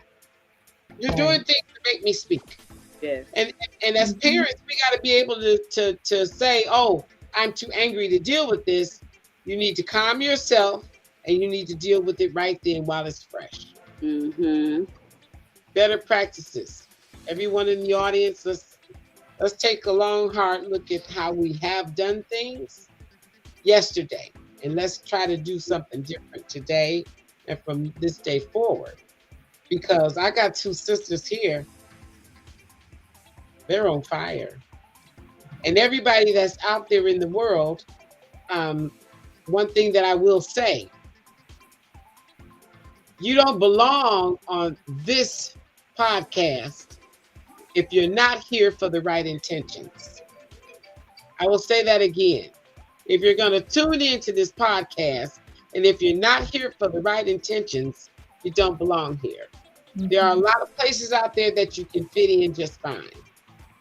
But moving into 2025, I only want people that are going to tune in and are going to subscribe to the channel, and they're going to be like Queen Nubia, they're going to be like Paris, and they're going to have ideas, and they're going to be honest, and they're going to give direction on what has worked for them and what they've seen work for other people. That's where we are now, moving into 2025. Our children are at risk. Our children are in danger. Our children are in such a space in their lives where will they make 15, 16 years old on the streets? Or will they be in their graves? Right. Right. Yeah. You see what I'm saying? Mm-hmm. People, we got to start thinking. We got to think about that. I always said when I was raising my nephew, and I say to a lot of other people, we adults, we have to raise our children where someone else will want to deal with them in the future. Mhm. Because should I die, my out of control child is going to have to go to someone. Right. If you have a child that you don't want to deal with, who's going to take your child? Right. Something we have to realize. We're not promised. Just because we've had children doesn't mean we're going to be here to the end to raise them. No. Raheem's so wonderful. He can be wonderful sometimes. Anyways, so ladies and gentlemen, I want us to realize, and I want us to take a long, hard look at the children that we are raising now and the possibilities of them having to be here in this world without you. Because if you are raising children that people don't want to be around, and believe me, everyone in this audience, if you're honest to tell the butt naked truth, you ran across some children that you say, oh my God, terrible. If this was my child, I would be doing this. But it's not your child. But someday it could be someone else's child that you're going to have to take. You know, maybe some of the children that are in the foster care system is because they're kids that are not manageable and that their family members don't want to deal with them either. So we got to stop that, ladies and gentlemen. We got to raise our children so that people are going to want to deal with our children no matter if they're walking down the street, whether they're in school, maybe going to church, maybe going to a community event. We want to make sure our children are manageable. Yes. Because there's nothing guaranteed. Mhm. We want to raise them where someone else is going to love them. There are women in the world, and I hate to say it, I mentioned this to you, Queen Nubia. There are women in the world, Black women. I don't know how many white, but there's a lot of Black women in the world that because you don't like me, you don't want your child around me. Yeah. Yep. We do that to family Yeah. members. And ladies, gentlemen, what you better think about and what you better realize, you should be very grateful someone wants to spend that time with your child, and yet Right. that person wants to love and embrace your child and teach them and expose them to different things that you may not necessarily have done or can afford to do or want to do. Mhm. That's part of that village. Right. That is Right. part of that village. So we got to get away from that. There. Right. When I raised my nephew, I wanted my nephew to be a child that everybody loved. Because the day Annie dies, I want somebody to come and console my nephew because they loved him so much as well. Mm-hmm. Let's think about this, ladies and gentlemen. You need to be able to make sure someone else is loving your baby, wants to love your baby. Mm-hmm. I got stepchildren. I got step grandkids. I'm a great grandmother. And I embrace every last one of them. And their mothers as well. That's another. Their mothers as well. That's Mhm. Women, we got to get to that point in our lives where we can embrace the other woman that has a child by the same man you got one by. Right. Right. And those kids grow up together and love one another. Mm-hmm. That is what we need now. So for the people out there in the audience, if you're not feeling me, let's feel this tonight. Because this is important. Amen. I want as many people in the world to love my nephew. I want everyone to love my nephew because it's important. It is important. And when you start trying to separate people because of a hate, it's bad business. You hate people that haven't done anything to you. You hate people just because of they look the way they look.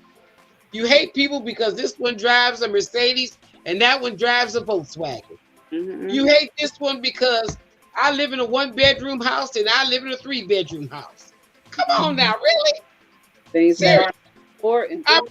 Our black brothers and sisters, let's pull ourselves together now.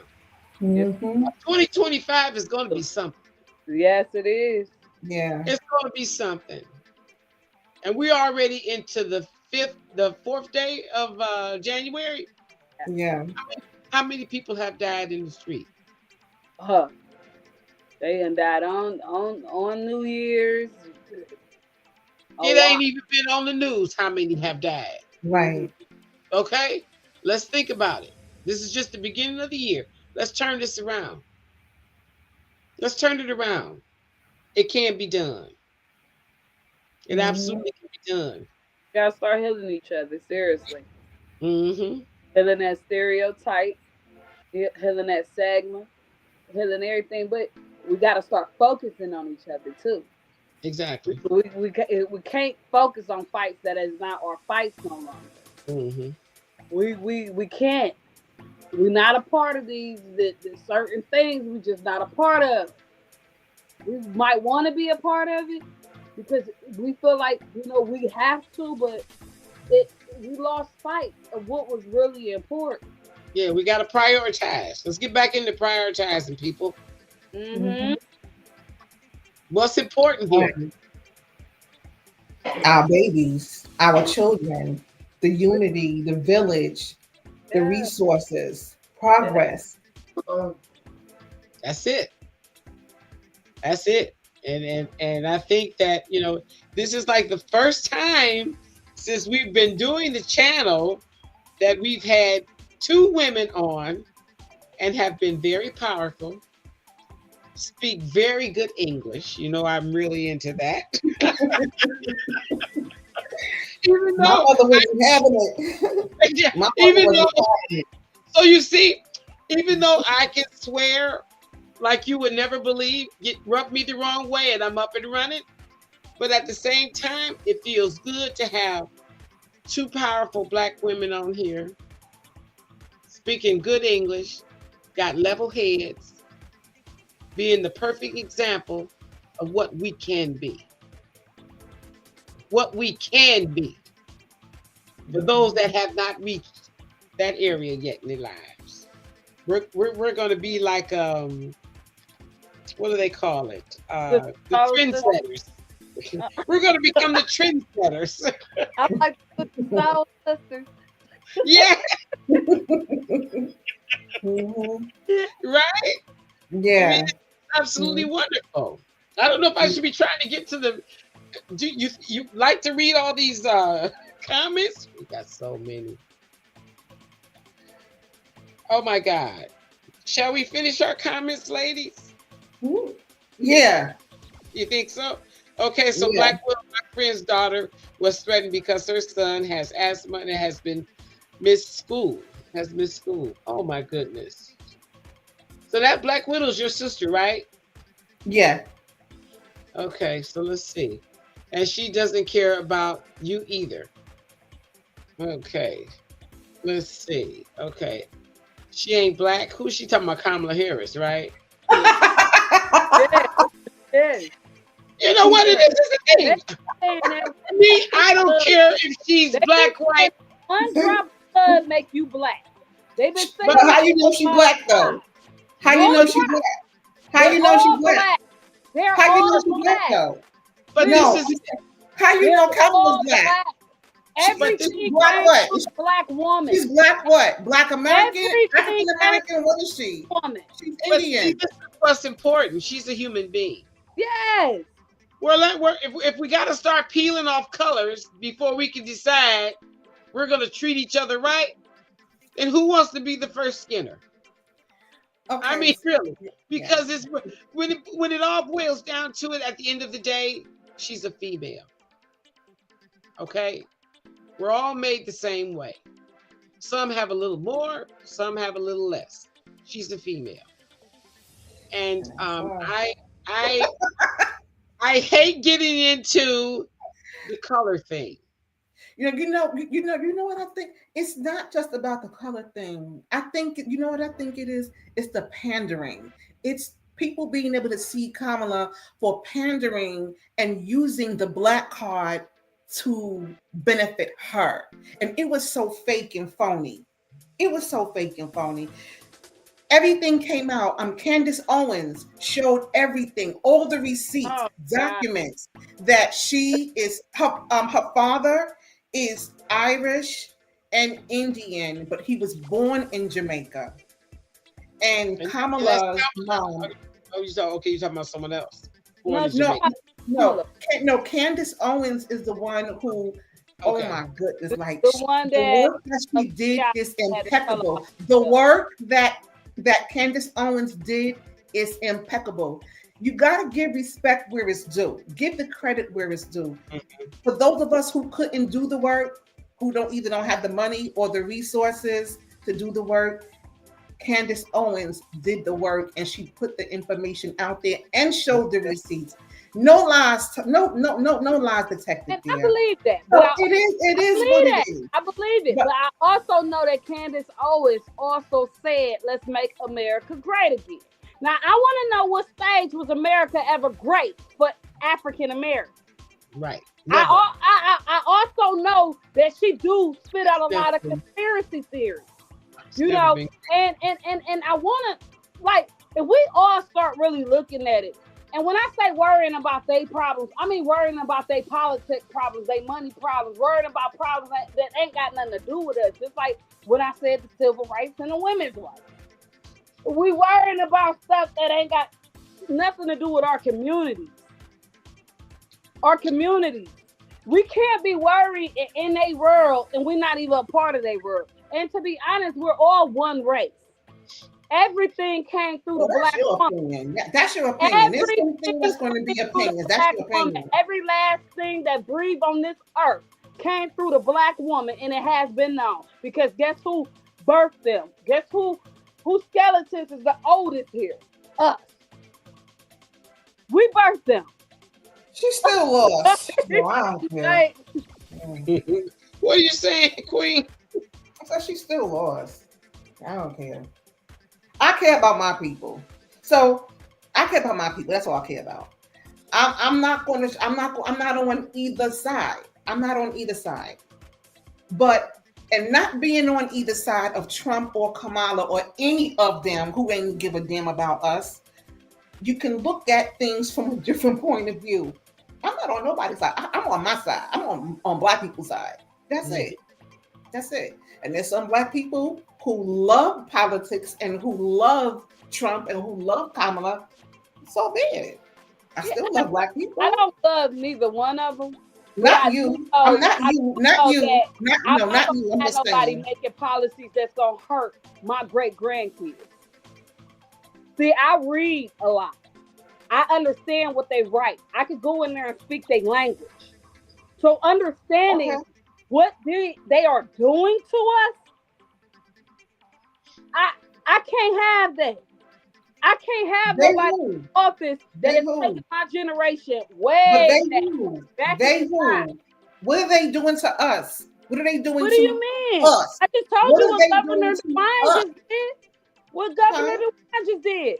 Governor DeWine, first he passed a law that stated that if it didn't actually happen to you and you can't prove that you was actually affected by what happened. So, okay, for example, say the police officers beat you up. And they say that they had the reasons to beat you up. But they only left a couple of bruises, a couple of scars on you. They healed. They didn't shoot you. They didn't kill you. You can't go inside no courtroom and be talking about what these police officers did. Mental don't even matter no more than that. You're not getting compensated for what those police officers put you actually through, and it's a law that stops you from being That's compensated. because it's always about what you can prove, not what you say. It's about what you can prove. What you can Have it on prove, camera not what what they you can did. say. to you. You can have it on camera what they did to you. You can have the pictures of your little scratches and your black eye. That don't mean nothing no more. I sit inside these courtrooms and watch what they are doing to us. I do too. I do court too. watch. I stalk them. I look them up. I read their policies. I understand that they are really just like hurting us. Like, okay, on Christmas Day, that inmate that killed that guy, killed that CO that's in the jail in Ohio. He killed him. On Christmas Day. Do y'all not know that all the CEOs across Ohio was turning off their cameras legally? Turning off their camera. It wasn't legal, but they was doing it because they not allowed to strike. It's against the rules for them to actual strike. So they strike with turning off the camera. Do you know what they were doing to our people in those jails? You know what they're doing to them right now in those jails? They So what's beating the the crap answer? out of them. So what's the answer? The answer is, to me, for us to stick together and understand that we need to understand these laws, and when they do something like this to hurt our communities, we actually go up there and not protest, but actually do what the white people do and sue. That's the answer. Sue Suing them. it? Yeah, like the governor just made a law about we got to pay for footage. We supposed to be suing them because who do that? That affects our community. That ain't affecting no Macedonia, Hudson, and Solon. Because guess what? The police, they free. That's affecting our community. That's high in the misconduct that happened in our community, knowing that we are too poor to be going up there talking about, I need some video footage. They got 5-hour-long video footage. Now they asking for $500. Well, I think we need to make sure our people don't end up there to begin with. Yeah, but things We got to happen. give them better directions and a little more hope to change their lives so they don't end up being those victims. Because it is a no-win situation. It is. You know, they're going to stand together. They don't care what. They're going to stand together. So we got to make sure we're not in that position. We got to change the way Collateral we do sanctions things. is real. Collateral We got sanctions. to change the way we do things. Yeah, but collateral sanctions is real. They make it hard for us. And Collateral that's sanctions. why we got to do some When you changes. get out of that situation, even if you didn't do any jail time, they smacked a felony on you because you didn't understand. You had a public pretender and you didn't understand, so they smacked a felony on you. Now you can't get housed. You can't get a job. You can't get anything. It's just too much double standard. And once I start understanding and seeing the double standard, I can see that, 2 women lunch ladies in Akron, one white, one black, both stole money from the lunchroom. The black lady, she got about 15, 20 years. White lady got off with probation. And when I start seeing that they took our slavery and Jim Crow, and they made it into this whole corporation to set us up because you don't have no friends nowhere. Even the black people, once they get into becoming, judges and magistrates, they don't care. It don't matter about you. It's about corporations. Yeah, because they're there to stay. And it's hard to get them out of their positions. Yeah, I've seen judges that's over housing courts communicating with property development at their event, but they have to deal with them with their clients or their tenants. Who you think that they dealing with? Who they ain't gonna tell that property owner you wrong, even though you take it for the black community and I'm black and I don't like that, you wrong. No, they at their events, they scratching that 1% scratching each other back. The elite is scratching each other back and leaving us acting as if we're a part of them. We're not. Well, maybe Trump would be the one to set all of this stuff straight. Maybe Trump would be the one to fix it. Well, he had 4 years. He had 4 years to set this straight. He had 4 years to set this straight. And that'd be funny because, you know, Kamala had 4 years to lower the food prices and to lower the gas. Trump ain't do shit. Kamala was quiet. Okay, political science 101. Kamala was quiet for 4 years. Political science 101. She couldn't connect with the people. Every president inherits. Every president inherits the economy. Every president inherits the economy of the last president. Okay, ladies. Every president inherits the economy of the last president. Here we go. Everyone. Political science 101. Every president inherits the last 4 years of their last president. So when Trump inherited, he inherited Obama. Obama presidency, his policies. What Kamala and Biden inherit is Trump policies and his economy. Well, let me tell you something. That's what it is. Look at this. This is what a white man told me. And this is what got me surprised.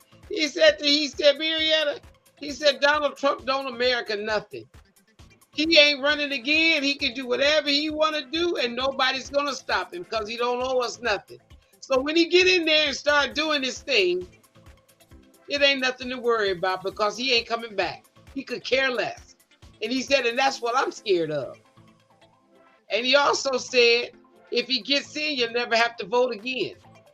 Now, what exactly does that mean? Dictator. He going to make it so that we don't have to go to the polls and everything. So he might rule till he die. That's what he's saying.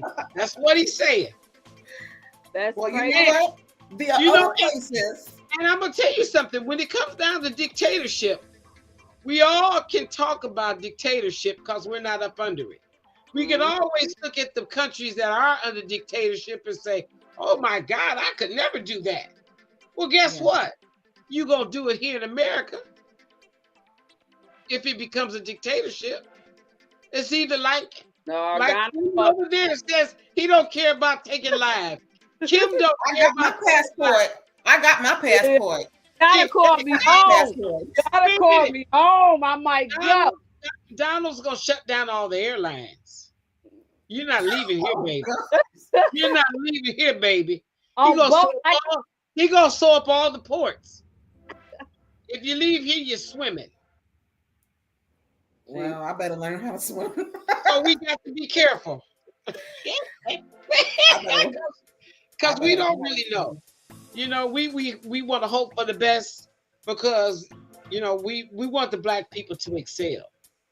Yeah. And we don't want to go backwards. We can always go back and forth about Kamala, Donald, Barack Obama. We can always do that. I myself, I want a president that's going to say to me, hey, you got a 30-year mortgage. You've been paying on it for 20 years. You ain't got to worry about it no more. It's paid for. Right. All your lights and your gas, your health coverage, your food. When you reach age 65, you got to live for free now. That's the kind of president I want. They just upped it to That's the kind I want. 85. So, and that's not going to happen.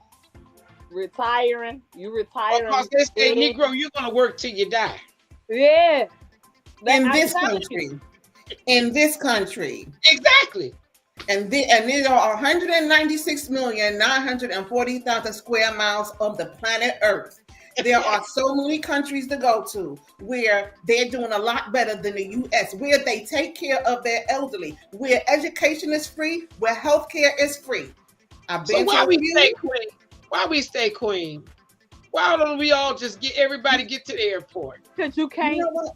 Get the hell out of Cleveland. Get the hell out of here. Dragging you down by your bootstraps. I got one more baby. She's 15. Take your family with you. I'm saying all of us, all the Blacks, just get to the airport and get out of here. You know what? I don't want to go to another country like because my children are younger, right? I have a 15-year-old, 18 and 20. No, but see, I don't want them to go to another country without nothing, because then we have to learn another language. If it's Africa, we got to learn that language. If it's Spanish speaking country, we have to do that. I don't want to go to other countries without anything. English is spoken everywhere. It is, but it's the second language in some places, not the first. English is the first language here. Everywhere you travel in the United States, I'm not the United States, out of the country, Yeah. there's somebody there that can speak your language. And It's then not that Somebody, but it's not they that got easy. new headphones. they gotta work. It's an earpiece that translates. Oh yeah. Like what Kamala was wearing, that earpiece Kamala was wearing at the debate. I think she dogged Donald at that debate. She set Donald down like a kid at that debate. Like, come on. I'm not saying Kamala is the all to be all. That is not what I'm saying. I'm not saying, but my thing is, he without saying cast the first stone. You kind of get what I mean? I can't throw rocks at a glass house when I'm not all the way where I need to be either. But what I can say is, I don't relate to nothing that Donald Trump say, do, how he act, how he present himself, how he walk, how he talk. I relate to nothing. He a real nigga. He a real nigga. How? I'm saying that. I'm just being funny though. He can never be a real nigga. He never wanted for nothing a day in his life. A day in his life. Real niggas wanted for something. You're gonna make Donald shut us down.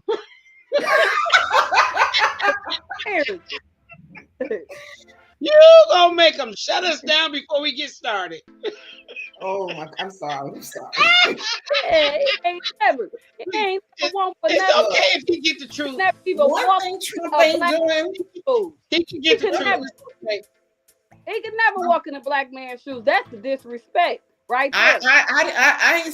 I said he a real nigga. I ain't saying the real nigga. That word. There's a difference between a nigga and a black man. There's a difference. I said he's a real nigga. Yeah, that's what I said. I said he's a real nigga. I ain't saying he's a black man because he cannot equate to my black man. He cannot. Not at all. Not at all. He can't even equate to the nigga. Yeah. He can't equate to the niggas either. No, he can't. No. Well, you equated nigga to black man. I didn't do that. I did. Yes, I did because that's what they was called. See, when you go back, there's a comment. You go back into history, I'm gonna start putting them up too. Yeah, I gotta finish these. Yeah, when you go back to history, you gotta understand where that word came from. We was called niggeranji. That's what we were called.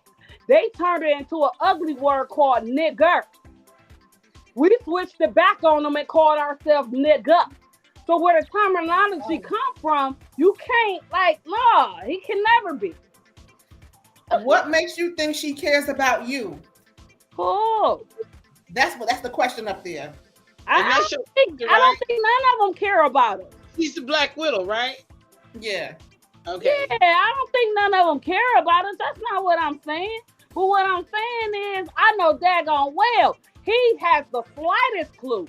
You should have seen the way he was saying groceries. Groceries is such a weird word. How is groceries a weird word when you campaign off of lowering the price?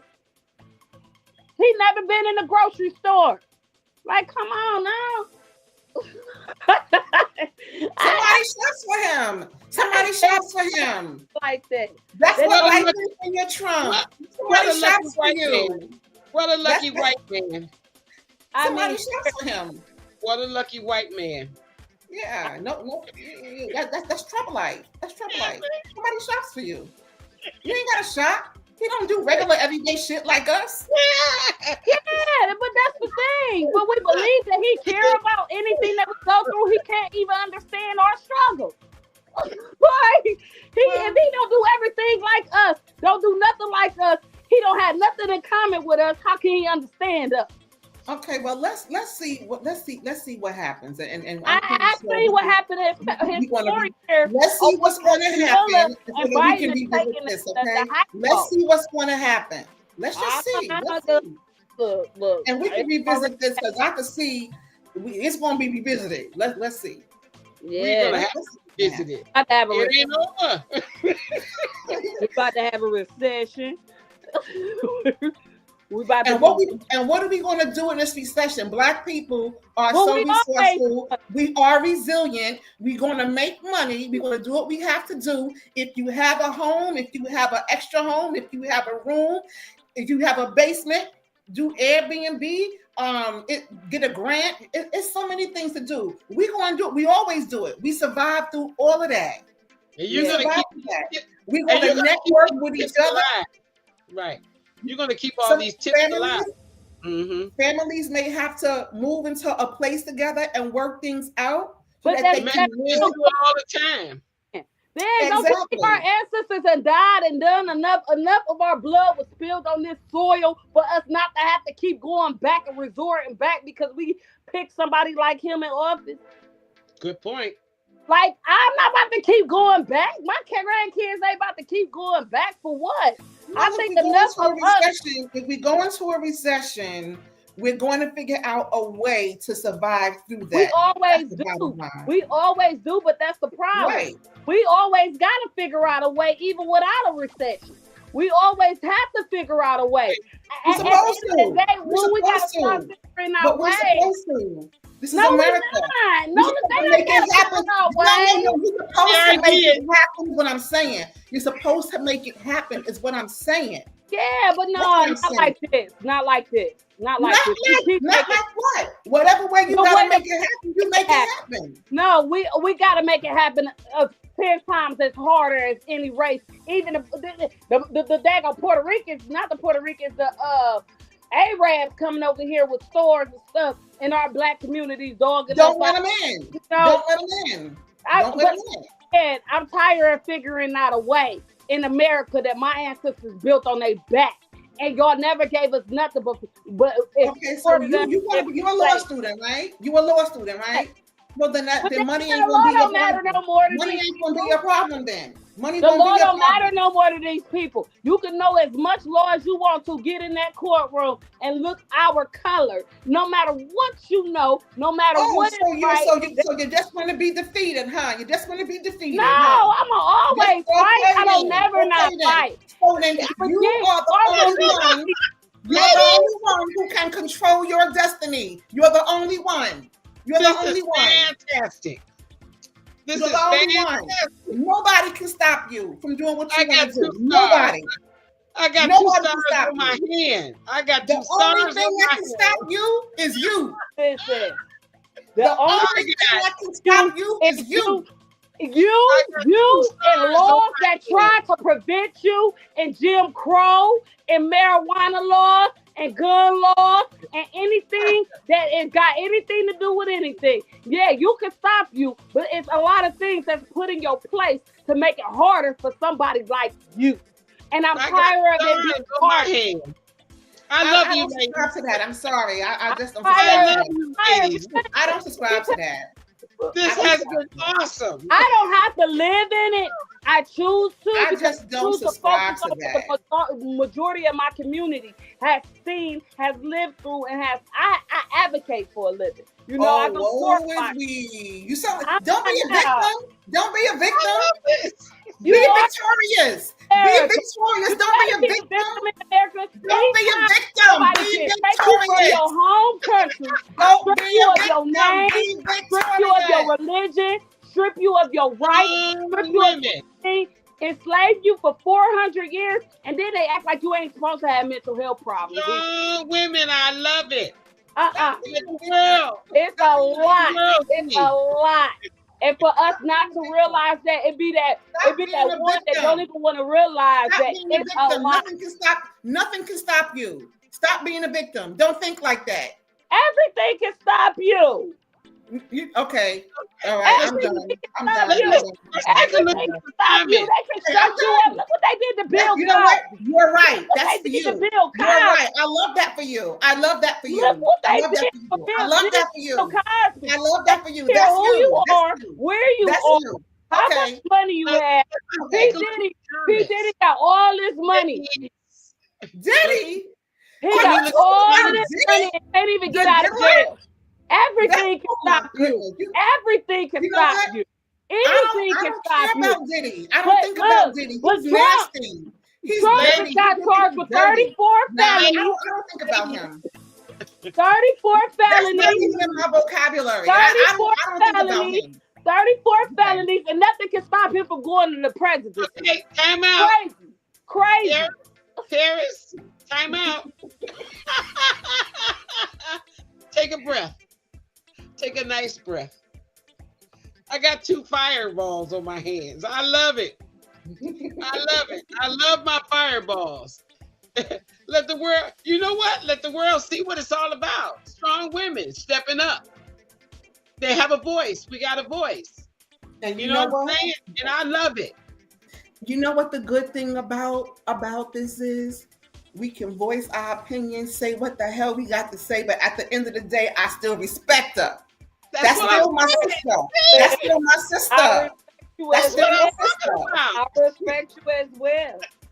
I'ma say my shit. Oh, excuse me.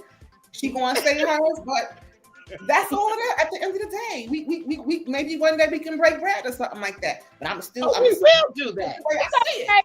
Disagree. We are going to do that. It's okay to We're disagree. not going to say maybe. We're going to do that someday. Okay, Right. so my sister, it's almost like a setup to fail. All right, let's get Black Widow back on here. What makes you think she cares about you? Okay. Oh, she says she's an actress. Here she is. She says she's an actress. She damn sure is. Okay, so this is your So sister right far. here. What? Nah, Trump is real. Don't even do that. Trump is real. Trump say whatever the hell is on his He damn had a mind. whole Trump acting say what's show. on He his did mind. a reality TV show. He don't Before care. he even He don't got care. elected. He is not real. Nothing is real about that man. Not even Whatever. Okay. nothing is real about So, him. so this lady, this is your sister too? Mullah, Yeah. how do I pronounce that? Mullah's one woman. Mullah's one woman. Okay, I want to just make sure I'm pronouncing it right. So she says a drunk what? What? A That's drunk fine. whore. Yeah, that's what I'm saying. Who is a drunk whore? Okay, so here, look. My sister says agreed. Oh my God. She's okay. Okay. They are all actors. This is nice. She is an attorney. She was an attorney general. Yes, that's true. She was the attorney general. Yeah, she Okay, great. Mm-hmm. My sister says we're getting off topic. Yeah, we do tend to go and come back. We go and come back. But I think it's great. I'm all right with it. I don't necessarily have to have law and order. Okay, so Black Widow says forever. Let's see. All right. My sister says you have to do another show because this because it's definitely a hot topic.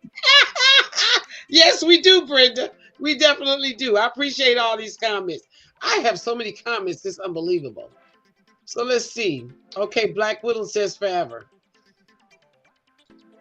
Okay, Kamala lost because Black folks didn't vote for Kamala, which was basically a vote for the Agent Orange. That's a true She fact. got So who is keeping it? But that's She true. got 9% of the black vote. Yes, she did. And that's what they say. You know, when you don't vote, that's a vote for your opponent.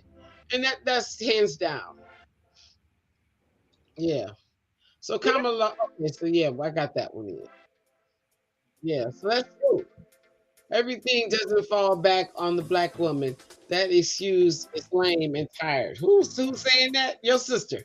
Yeah, because I said it does fall back on the black woman because at the end of the day, we are the nurturers. We are the ones that create these people. They listen to us. They listen to us. We are the ones that pop them out. They don't pop us out. Good point. They don't. We pop them out. They listen to us. We are the voice of reason. So the Black Widow says, I prefer a positive family, a village, a community. That's true. Yeah. Right? Yeah. Okay, no longer have a community. That's true. I'm trying to learn how to do this. It's kind of it starts young. Very true. Very true. It does start young, and that's and we're gonna pull that together. Okay. Is there? Oh my God! Is there a number to call in? Oh wow! You know what? That's something that we don't have a direct number for this site, but we're gonna have to get one. That and as a matter of fact, let me write that down right now. That could be a great thing. Yeah, that would be dope. Thank you for your idea, Black Widow, because we need to have a number. I'll talk to Raheem about that. Oh yeah, that's a great number. That way we don't necessarily have to do this. They can just actually call in, and that'll make it great. It's a generational for fact. Okay, Black Widow seeing your email, and you can bring you in. Okay, so yeah, we're gonna have to next time we're gonna have to get her on. We'll just have to send her the link. So we need her email address. So Queen, you're gonna make sure we get it, or she'll yeah. make sure. Yeah. Okay. Okay. So that'd be good. She could be a guest. Why not? If I'm gonna be doing this, then I'm gonna do it the way I want it done. And I like this. You see what I'm saying? Mm-hmm. So I don't know what Raheem's gonna say after I get off, what he'll have to say, because I know he'll think we've been on way too long. But we're getting comments, we're getting people out there, they're getting involved, and you know, this is I haven't excuse me, I haven't done this in a while, so I'm getting reacquainted with this whole process again. And typically I'm at my own house when I'm doing this instead of over here. But that's okay. He insisted that I come over here and do it, so there we are. He insisted I learn how to do it from this end, so there we are. So we'll see how it's gonna work out. So let's see, if you tap the link that's in the chat, it brings you in. Okay, so we'll have to, yeah, that part I gotta figure that out too. Okay, by call, let's see. Let's see. What's this one here? Okay, I get that one already. My sister says yes. And she gives me the cute eyes. I love my sister. You know, me and my sister are thick as thieves. We always have been. We're 2 years apart. And, you know, I tend to really sometimes try to teach her like she's still my baby sister, and I'm the oldest now. So let's see. Okay. They don't. Black Widow says they don't. And then she says she's right. So, and we have Michael McDonald. Michael Donald, he tuned in. Hey, Queen. Yes, Family Sunday dinners is where we need to start. Yes, you're right, Mike. And I thank you for tuning in. I didn't know you were there. I have so many comments. I couldn't get to my comments on time. And Mike actually commented at 8:42. So you know how long ago that was. I'm sorry, Mike, but I love that you tuned in, and please keep coming back like you always support us.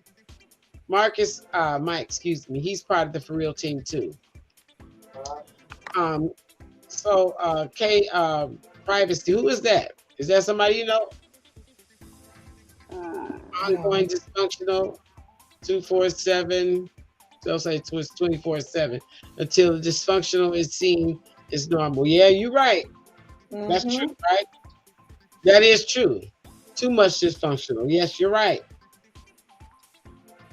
Family, community, mutual respect. Oh, 100. 100. Is that not the truth? Okay, so here, let's do this one. See, I gotta figure out young women choosing not to have children are smart. And Black Widow says fact. Oh, I got so many. I'm trying to learn how to do this. Let's see. Okay, Black Widow says that's what I teach my sons. How many sons you got, Black Widow? How many sons? I got 4. 4? 4. Mm-hmm. Oh, she got a little bulldog there. Let's not overlook mental issues. There are epic portions also. Yes, yes, very Absolutely. true. We were Absolutely. talking about Oh that. my Yeah. goodness. We have to educate our children. Yes, and that homeschool is far more greater than we could ever imagine. Yes. I know a couple of people that my oldest sister, she did homeschooling, and my goddaughter, she did homeschooling. So, and that was years ago. Like I didn't know that people were still trying to do homeschooling. Mm-hmm. As There's a legal defense. I think it's called Homeschool Legal Defense Association or something like that. Homeschool. Black Widower. What's the name of the legal defense for homeschooling? I think it's home. She knows better than I do. I'm trying to write that down. So Homeschool Legal Defense. There's one in every state. okay, It's like $1,000 for a year of representation, just in case the school district or CPS or DFACS or BCW, whatever the Child Protective, if they try to come in and say you're doing something wrong for homeschooling. So there is a legal defense in place for homeschoolers. Oh, so that means it's prevalent that they are doing it, because they would have that for a few families. Yeah. It's obviously becoming the wave, and I pray that it's more blacks than whites. Yeah. We have to educate our children. Yeah. Okay, it's critical. Yeah. So let's see. We got to do. Let me see here. I don't know how I keep doing that. Because our fathers are not present. I don't know how I keep messing. Okay, I know what I'm not doing right. Let me see. Let me scroll. Lord. That's what it is. Also, the mothers are treating their sons as if he is her man. I heard about that. That seems weird to me. That's weird. You got to replace the male figure in the house. You got to take out the trash. You got to do all the things that the male figure do. You kind of get what I mean? But that's still teaching them how to be a man, as far as not necessarily her man. Was the responsibility of being a male in the house. These are things that you have to learn to do. Right. That's not necessarily. No, her man, because her man get to do what he want to do. You kind of get what I mean? Her man get to come in and out that house as he please. They got curfew for it. I couldn't imagine my, 16-year-old out at 12 o'clock at night or even 11:30 at night. You kind of get what I mean? And he's 16, but that's their curfew hour. And that's what the law did. The law put 6 times 6 kids in here. The law put, you kind of get what I mean? It's so different because you can understand their language. You can talk their language. And just because of who you are, it's really not about anything but power. You can understand, you can talk their language, you can be fighting that real fight. Then sweep what you saying up under the carpet and go put some money in one of their cousins' organization about what you just said. Not to help you, but to help people that look like them because they see there's a problem because you brought it to life. That's what the Supreme Courts are doing in Ohio. I never heard somebody could go to trial and the judge tell them you're not allowed to speak at trial and they lose their whole life at trial. Go to the appeal court, go to the Ohio Supreme Court, and still lose, knowing that this person just took away this woman right or this man right to even be able to speak at trial. They're bagging each other up. They're setting us up. We got to attack at all ends. Seriously, because if you're sitting in the courtrooms, if you're watching them, attack at all ends. They're doing us wrong. Definitely the ones with mental health and drug problems. Now it's known that the CIA put this crack cocaine inside of our community. Why they ain't been brought up on charge? And Black Lives Matter and who is the other one? Jesse Jackson and them. They all with them. They going to their dinners with them. They going to their parties with them, and they're doing nothing.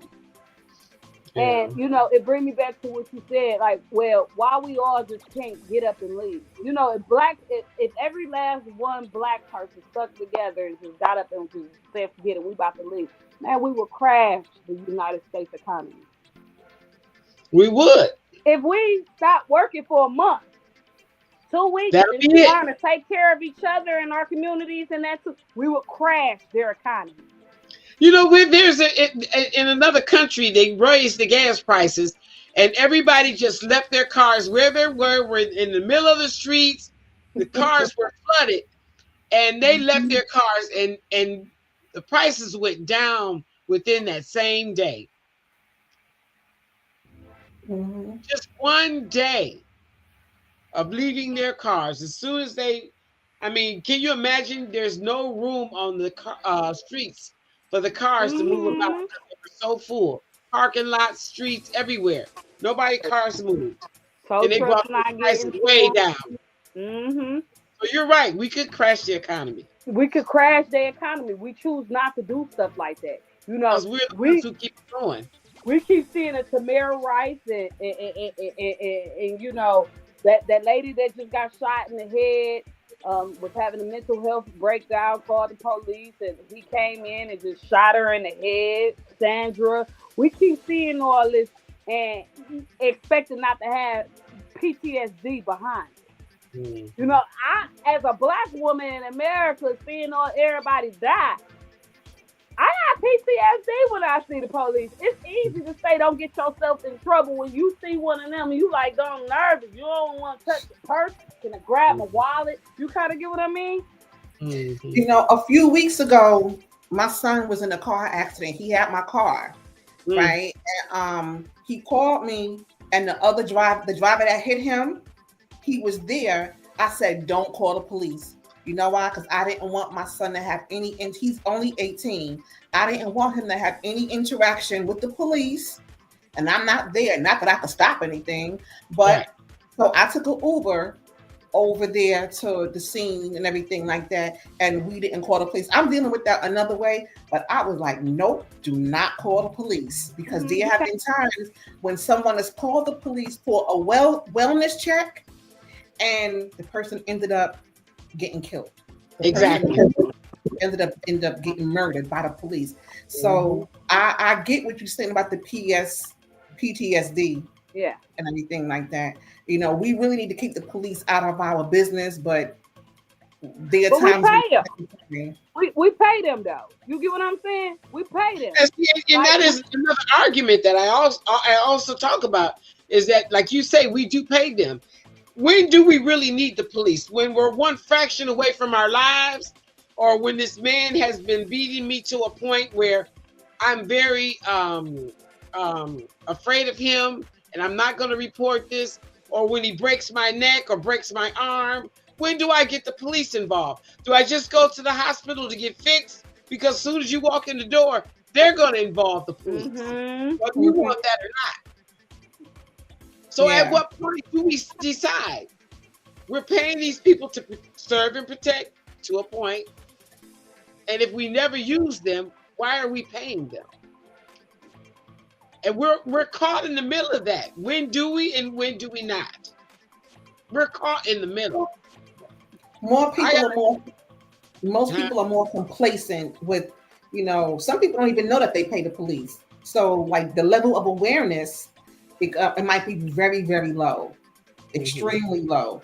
And then people might think, well, this is just the way the system is, so they have to be a part of it and participate, like that. But I'd rather not involve the police. If I don't need them, I ain't calling them. I'll handle it myself. But there are times when we do need them. And there are times when we do need them. I mean, seriously, because I put 2 guns in my head. I don't play with them. Like, say, for example, if you're at home and someone's breaking into your home and you don't have a gun, they gonna shoot you. And your children are there. They gonna shoot you. Are you gonna just let the people break in and not call the police, or you're just gonna what? Because they gonna shoot you. There's plenty of people that got gunned down because they ain't called because the shooter is in their house. I guess we don't. I guess we don't need police. Well, if we just use that, if we all had our guns, then it just be the Wild Wild West. Just be the Wild West. Well, we already there now. It's like that now. We're there now. It is the Wild Wild West out there. Yes, it's just maybe not darkened our door yet, but it's only a matter of time. Sometimes when I'm out and I'm coming home late at night and I have to stop at a light and I'm always looking around to see what's going on. But, there are people out there that are waiting for that woman to be out there at night. Take advantage. You see what I'm saying? I mean, it's the Wild Wild West. I mean, they walk up and just break your car window, drag you out, and take your car. But not just only that. You got to watch them in your family. It's the Wild Wild West in your family now. Back in the day, Uncle used to touch on, Kayla or whatever, and a lot of them kept that secret. You kind of get what I mean? It's the way that we was raised as well. Yeah, my girlfriend just told me yesterday that she had a friend whose nephew came home, killed the aunt, killed the other aunt, and killed her boyfriend, and went home to his mom and sat there as if he hadn't did anything and was waiting on the police. Wow. If that was not the craziest thing I ever heard in my life, I said, what in the world was going on there? Yeah, because I just read he didn't like what she said. Yeah, I just read a comment today that somebody said that, a woman stabbed herself in the eye trying to get the CO attention. But a lot of this is mental health. You can't expect for us to go through what we went through and we don't have mental health issues. You kind of get what I mean? You can't expect there's mental health issues too. We have to be more open to getting help. We have to have the village. We got to have the village, and we have to get help. Yes, we laugh at it. We laugh at it. We make sure we are willing to take our medication for those that need it. Yeah, and we got to stop saying that person is just crazy and laughing at it. You kind of get what I mean? We always go, that's just that person. She's crazy as heck. You get what I mean? And my thing is, she ain't just crazy, or he ain't just crazy. Something wrong with it.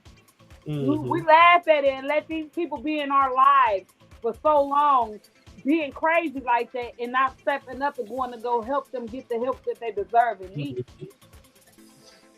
Right, and we got to take ownership. That's the whole thing. Is tonight is about ownership as well, and recognizing where the help is needed, and making sure you're willing to do something about it. But you got to understand where we was at with that. I know you two are here to represent doing something about it. Yeah, they took that ownership away from them too.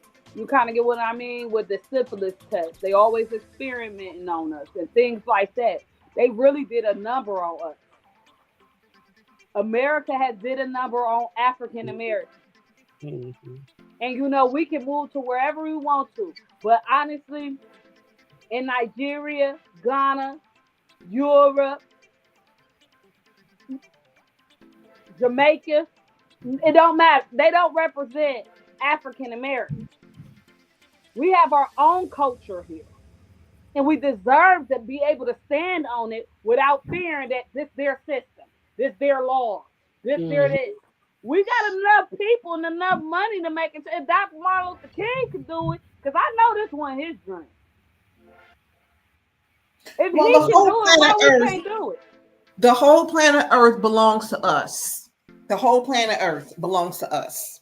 So if something ain't working for you in one place, find some place where it is. If you're willing to, if you want to, if you can.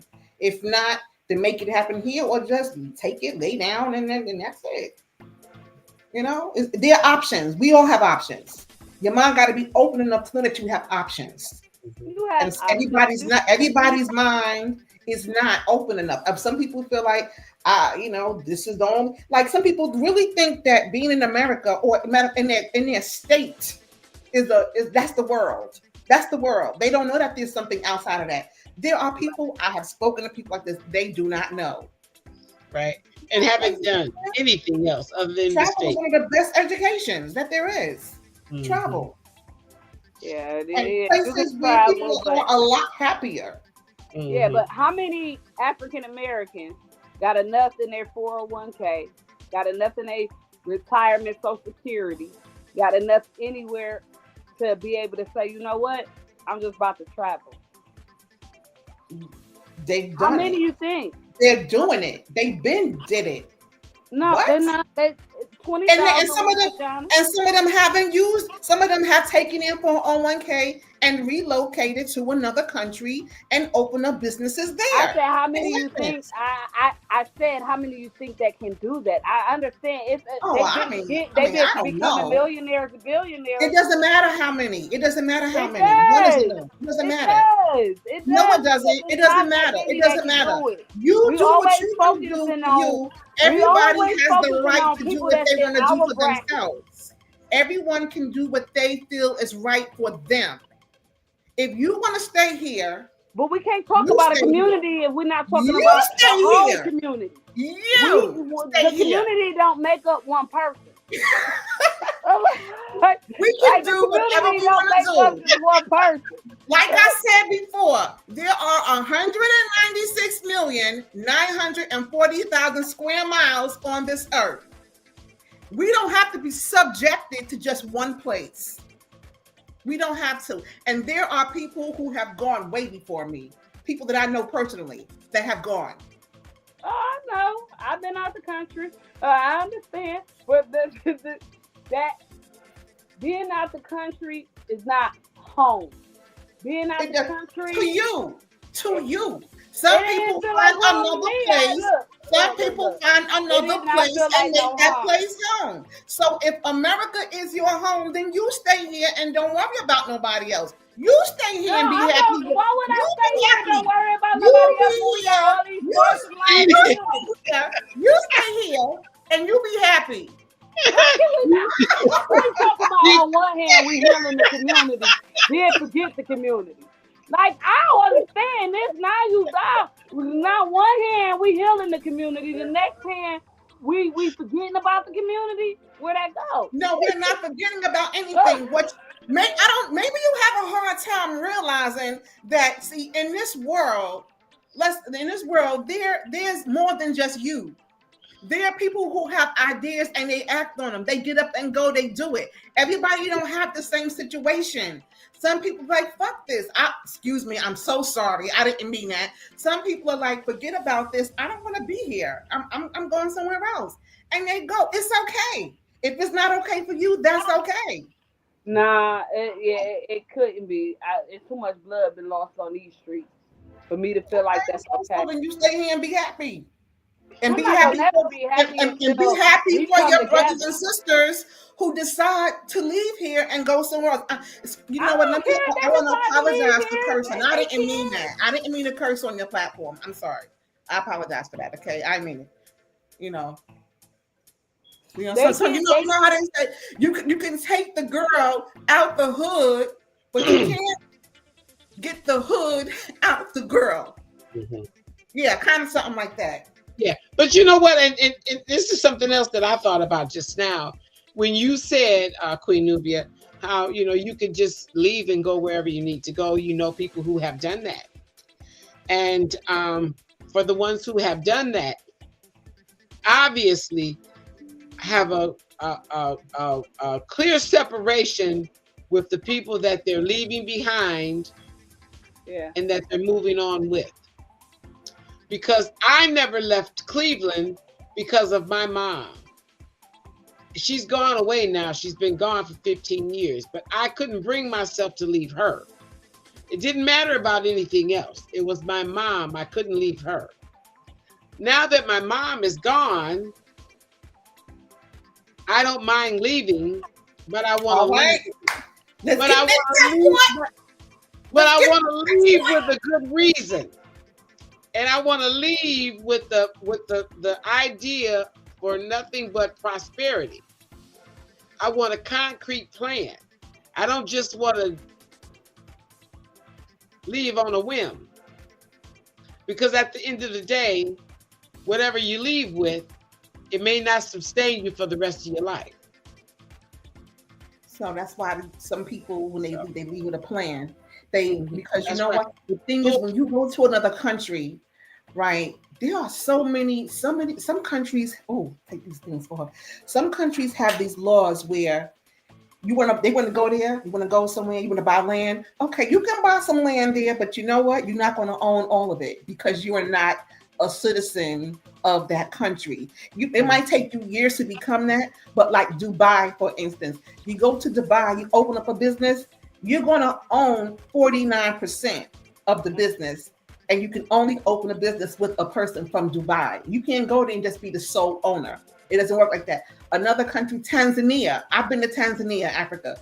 Same thing. You want to buy land, you have to, for a woman, she has to be married to a Tanzanian man or have her citizenship. Whichever one comes first. But she has to own it 49%. And then that person 51%. What that does is, you know what that does? It makes, you can't go there and just take over the country. In order to take over, you got to have land, you got to have business, you got to create money and all that. So that's the same thing. The thing that we complain about with other people coming here and buying land and businesses, they can do it just like that. They don't owe anybody anything. It's for them. They come here to use it all up and go back to their country. That's what a lot of them do. But if it was made to where, okay, you want some land? Well, you have to partner with an American and you're going to own 49%. Then they won't. It's a good move. It's a good move. It makes it beneficial for that country. Yes, I like that. We need to adopt. Let's get your passport. Let's get your passport. You want to go? You want to go travel somewhere? It could be for 2 weeks. It could be for a month. You want to travel somewhere? See something else. It's okay. And it's okay to go travel and come back. It's okay to get that coconut off the tree and drink that coconut water and be by the beach, and be carefree. And you know what I noticed when I went to Africa? This was sad. This is how I knew how damaged I was. Well, I kind of don't want to talk about it, but I just went through with a lot of fears that something may happen to me. And nothing happened. Everything was okay. And I was like, wow, like I'm really stressing. Oh, I can't go here. I can't go there. People are there living their lives. And it was my fear because so many things happen here. And we see the images day after day, watching the news, looking at the internet.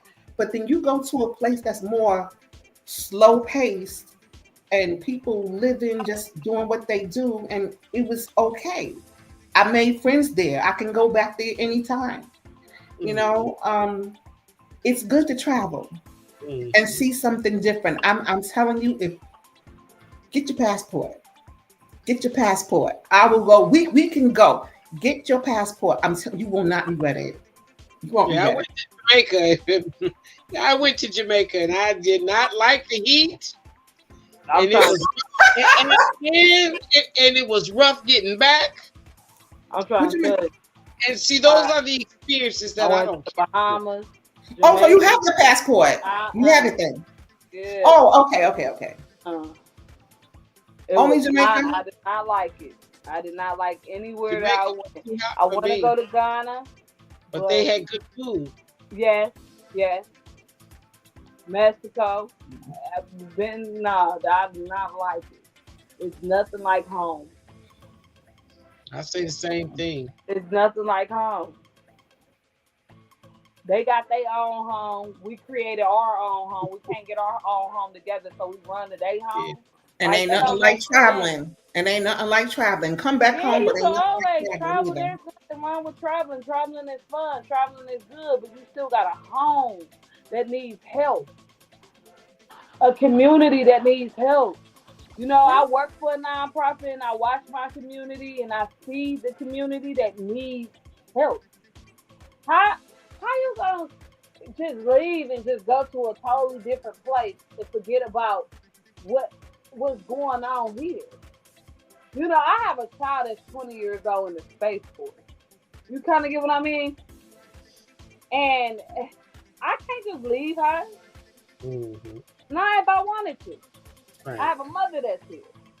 Mm-hmm. I have brothers that's here. I have a husband. Mm-hmm. I have dogs. You know, you can't. You said dogs? Yes, I love my animals.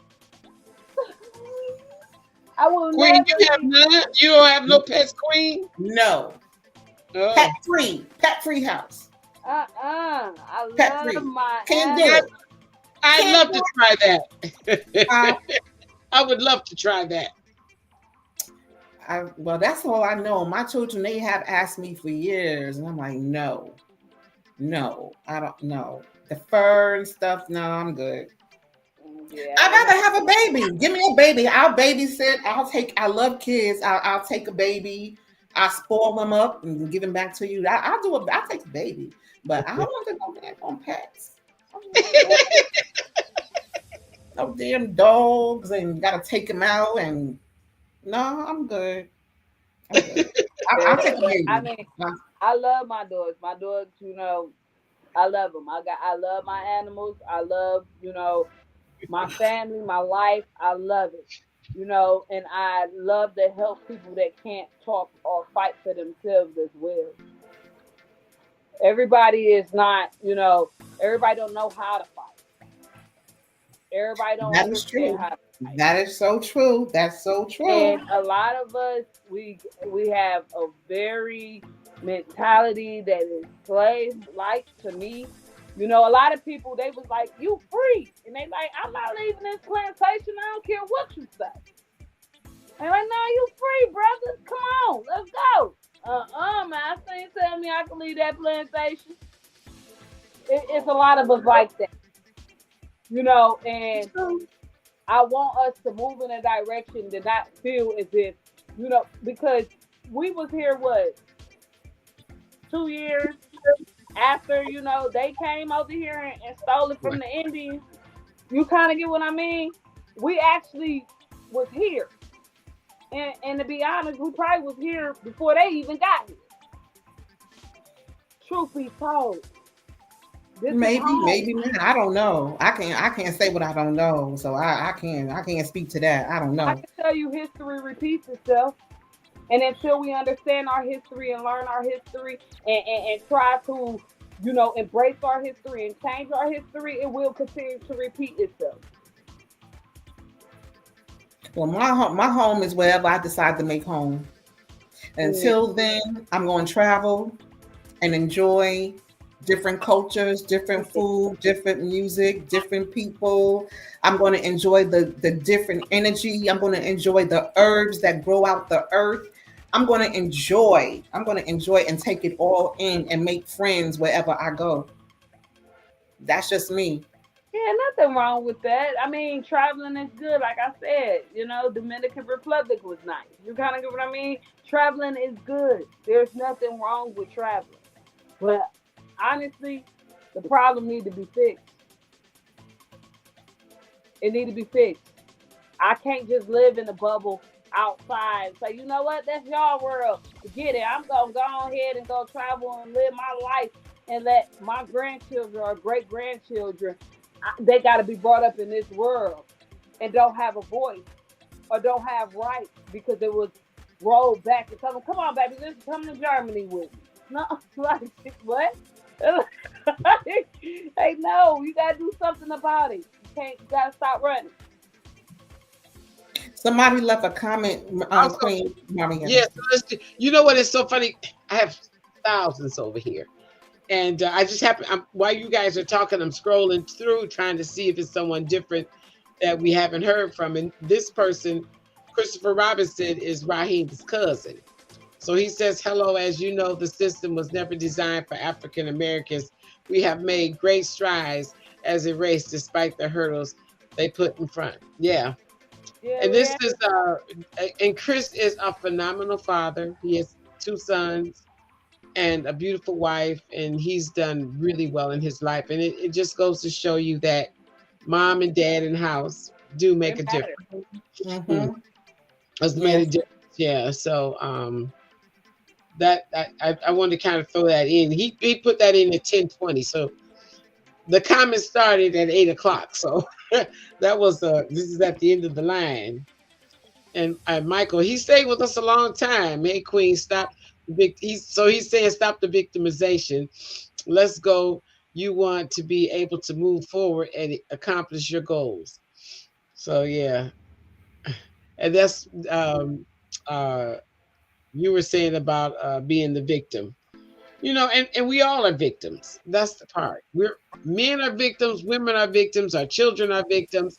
Let's face it, we can't separate being victimized because we're all a victim of something. But we don't have to keep it for wear it or own it. When we know better, we do better. Exactly. And that is the golden rule. But how many people know better and do better? How many people claim they buried the hatchet? And next thing you know, the hatchet is over your head again. Do you know what I'm saying? How many times? I mean, it's like I always say, and I speak to Raheem all the time about this. You know, we as human beings can talk about the past all day long. And when we're done talking about the past at midnight, guess what? The past has not changed. That episode is still the exact same way. Right. So why do we have to do that? Why do we have to repeat what happened in the past? Because we can't change it. But from this day forward, we can make differences. Yeah. Right. And so I am so into that. You know, we hear a lot about Black history, and don't get me wrong. Our Black history is so very important. But at the end of the day, when we're talking about our Black history, it looked like we as Black people treat each other worse. With all the things that we've gone through, we treat each other worse. There was a time when the neighbor next door had a garden, she'd bring over a bag of vegetables. Mm-hmm. And just give them. Now we grow a garden, we don't want to give anything to anybody until it's rotten away. Right. We want to give people the trash. And this is something else. When we were back in the slave days, people ate chitlins because it was the trash that they were throwing out, and that was a way of providing a meal for us, our families. What I don't get with is why the Black people don't realize now we have to pay for the trash. Right. We have to buy their trash now.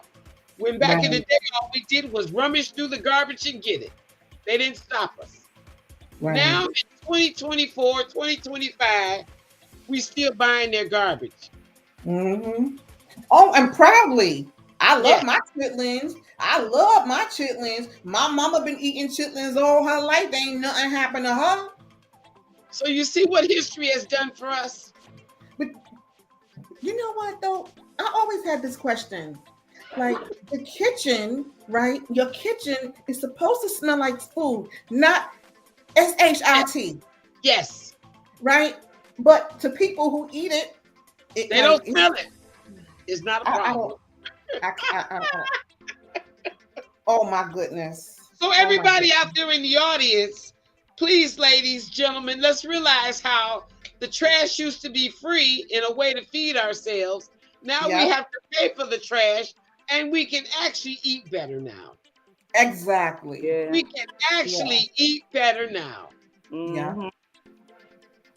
Without having to worry about who's going to tell us what we can put in our our kitchen table, put on our kitchen table. Mm-hmm. But we still choose to pay for that trash now. And it's quite pricey.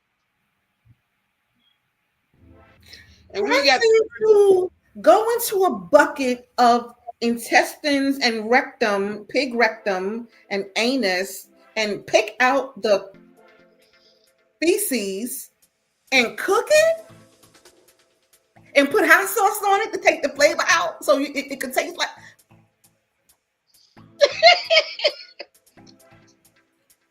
I mean, it is so unnatural to eat intestines. And, they're probably going to shun me for this, for saying it and talking about it. But I think that, history says we did that then. Why are we still in the same trap now? Right. We can eat steaks. We can eat lobster tails. We can eat prime rib, filet mignon, caviar. We can eat all of that. But we choose to buy trash and eat it. Mm-hmm. We choose to buy trash and eat it. And I need somebody in the audience to tell me why. I want somebody to write me a letter and tell me why. That's Because a good topic.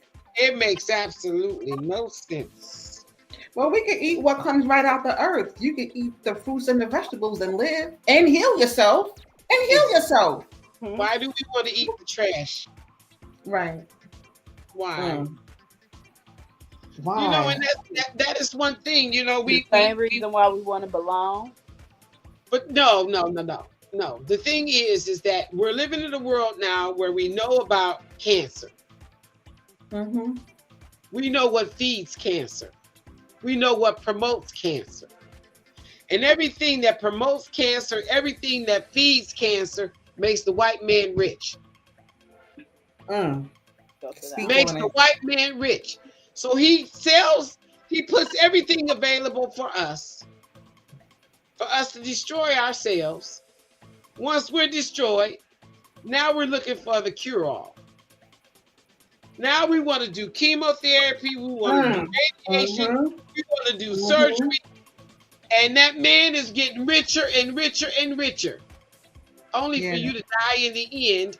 Now another man's going to make money off of you. I'm about to. Right. So this is the things that I think about at a constant. How we put things in our bodies that's going to promote disease. And when we are faced with the disease, we have a problem with it. We struggle with it. Mm-hmm. And a lot of these diseases that we encounter are things that we have done to our bodies for years. Right. And we continue.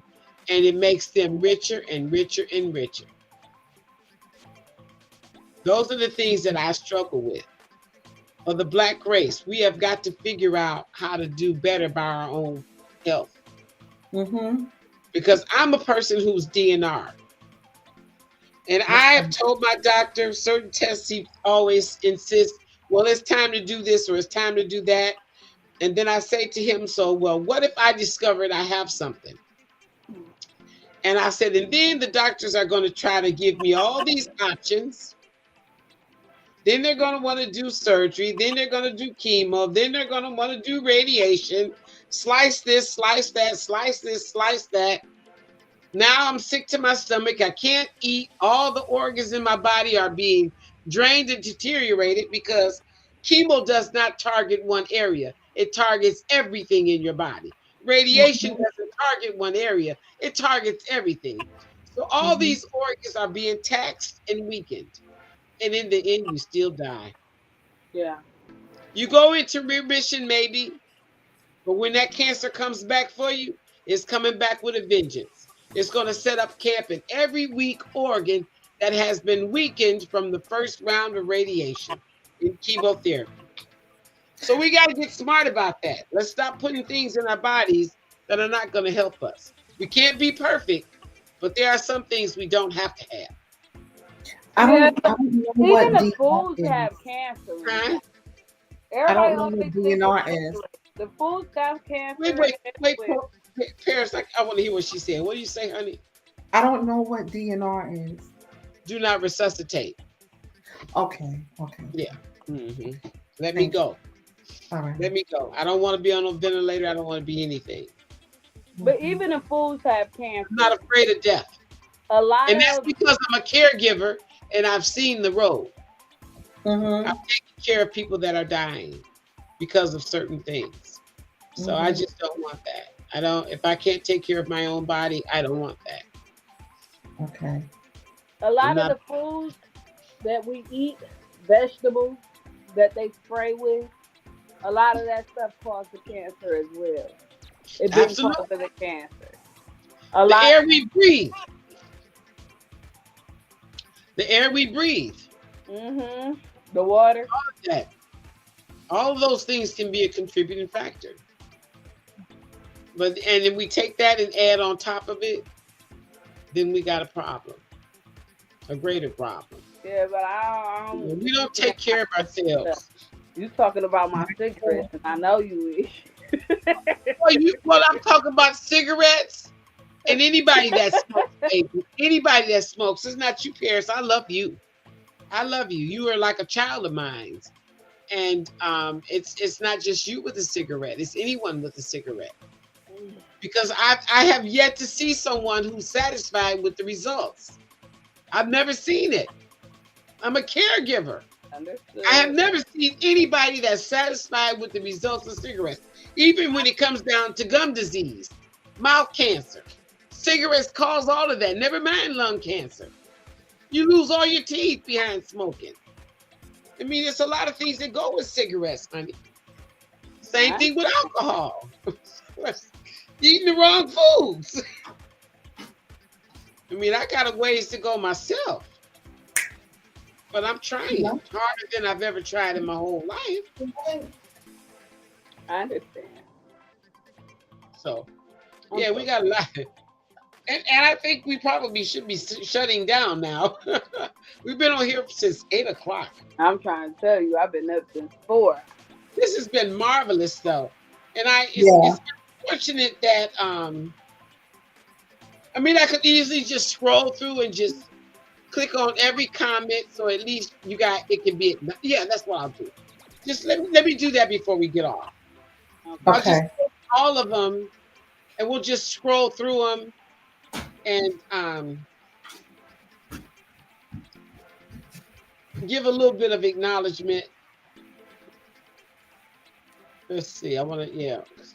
I'll just click them on, and we'll look at them, and I'll just, you know, oh God, so many. I'm trying to, let's see. Okay, so we talked about dysfunctional. Okay. Mutual respect, we talked about that fact. We posted that one. Okay, we did that one. We posted that one. We posted that one. Okay, so, okay, this is where we stopped off at. So, we'll just quickly go through them, ladies.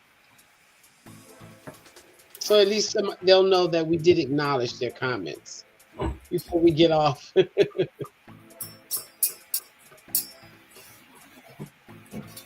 Oh, we got so many. We're going to be here all night with that. I love that little bulldog. Yeah, we did think we did that one. Yeah, we got a lot. But we got to make sure your sisters are involved. And Paris, you know, I want to interview your husband. Did you tell him again? Paris? Did you tell your husband? I will tell him. He's been working 16-hour shifts, so I will. Oh, I like that. I like that man doing what he needs to do for his family. And nothing wrong with that. Okay, do we know her? That's my sister. Okay. I'm the oldest. She's the second. Black Widower is the third.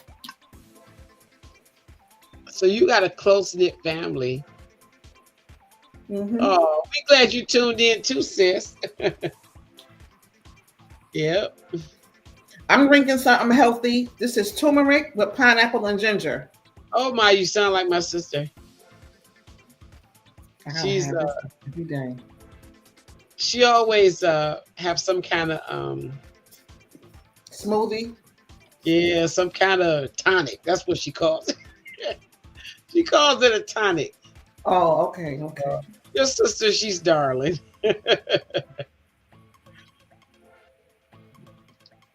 Yeah, I'm trying to just scroll and click. My sister say she remembered that. Yeah, I'm gonna learn this system. It's Oh, good. that's my friend Sunny. Be okay, a friend to your child, you must maintain parenthood. Yeah, that's right. You like to speak. Yes, Sonny, we're gonna get you on. If he's still out there, just make sure you tell him for me Okay. that I want him to come on as a guest. I definitely Okay. appreciate. He look like he's sharp, well dressed man, right? Mm-hmm. Okay, I like that in him. Like Raheem.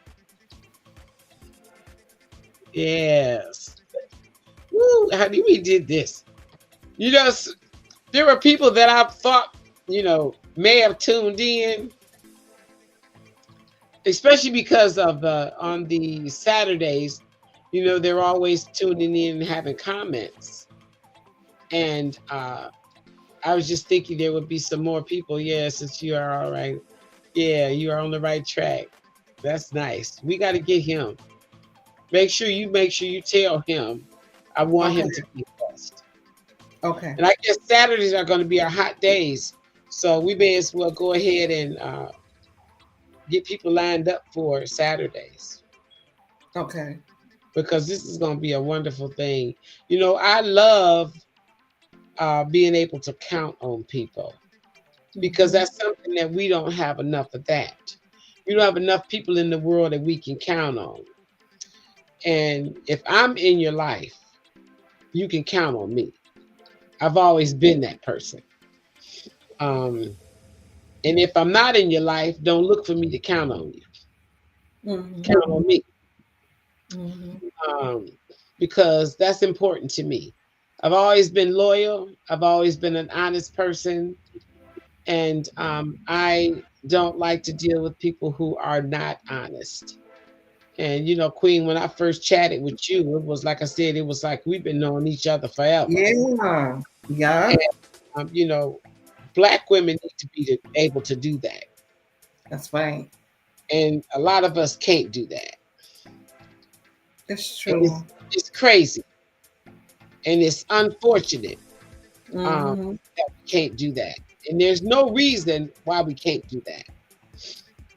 We choose not to do that. And the fact that there's so much jealousy,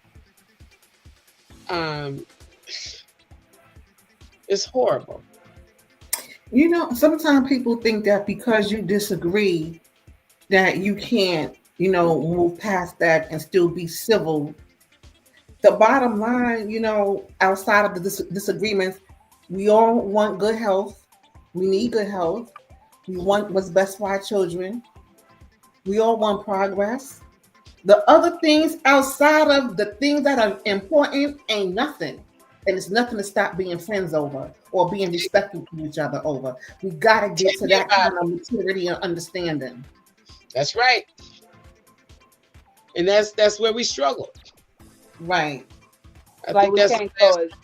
You're supposed to be able to still be able to coexist even if you disagree. But that goes with starting back in the home. You know what I mean?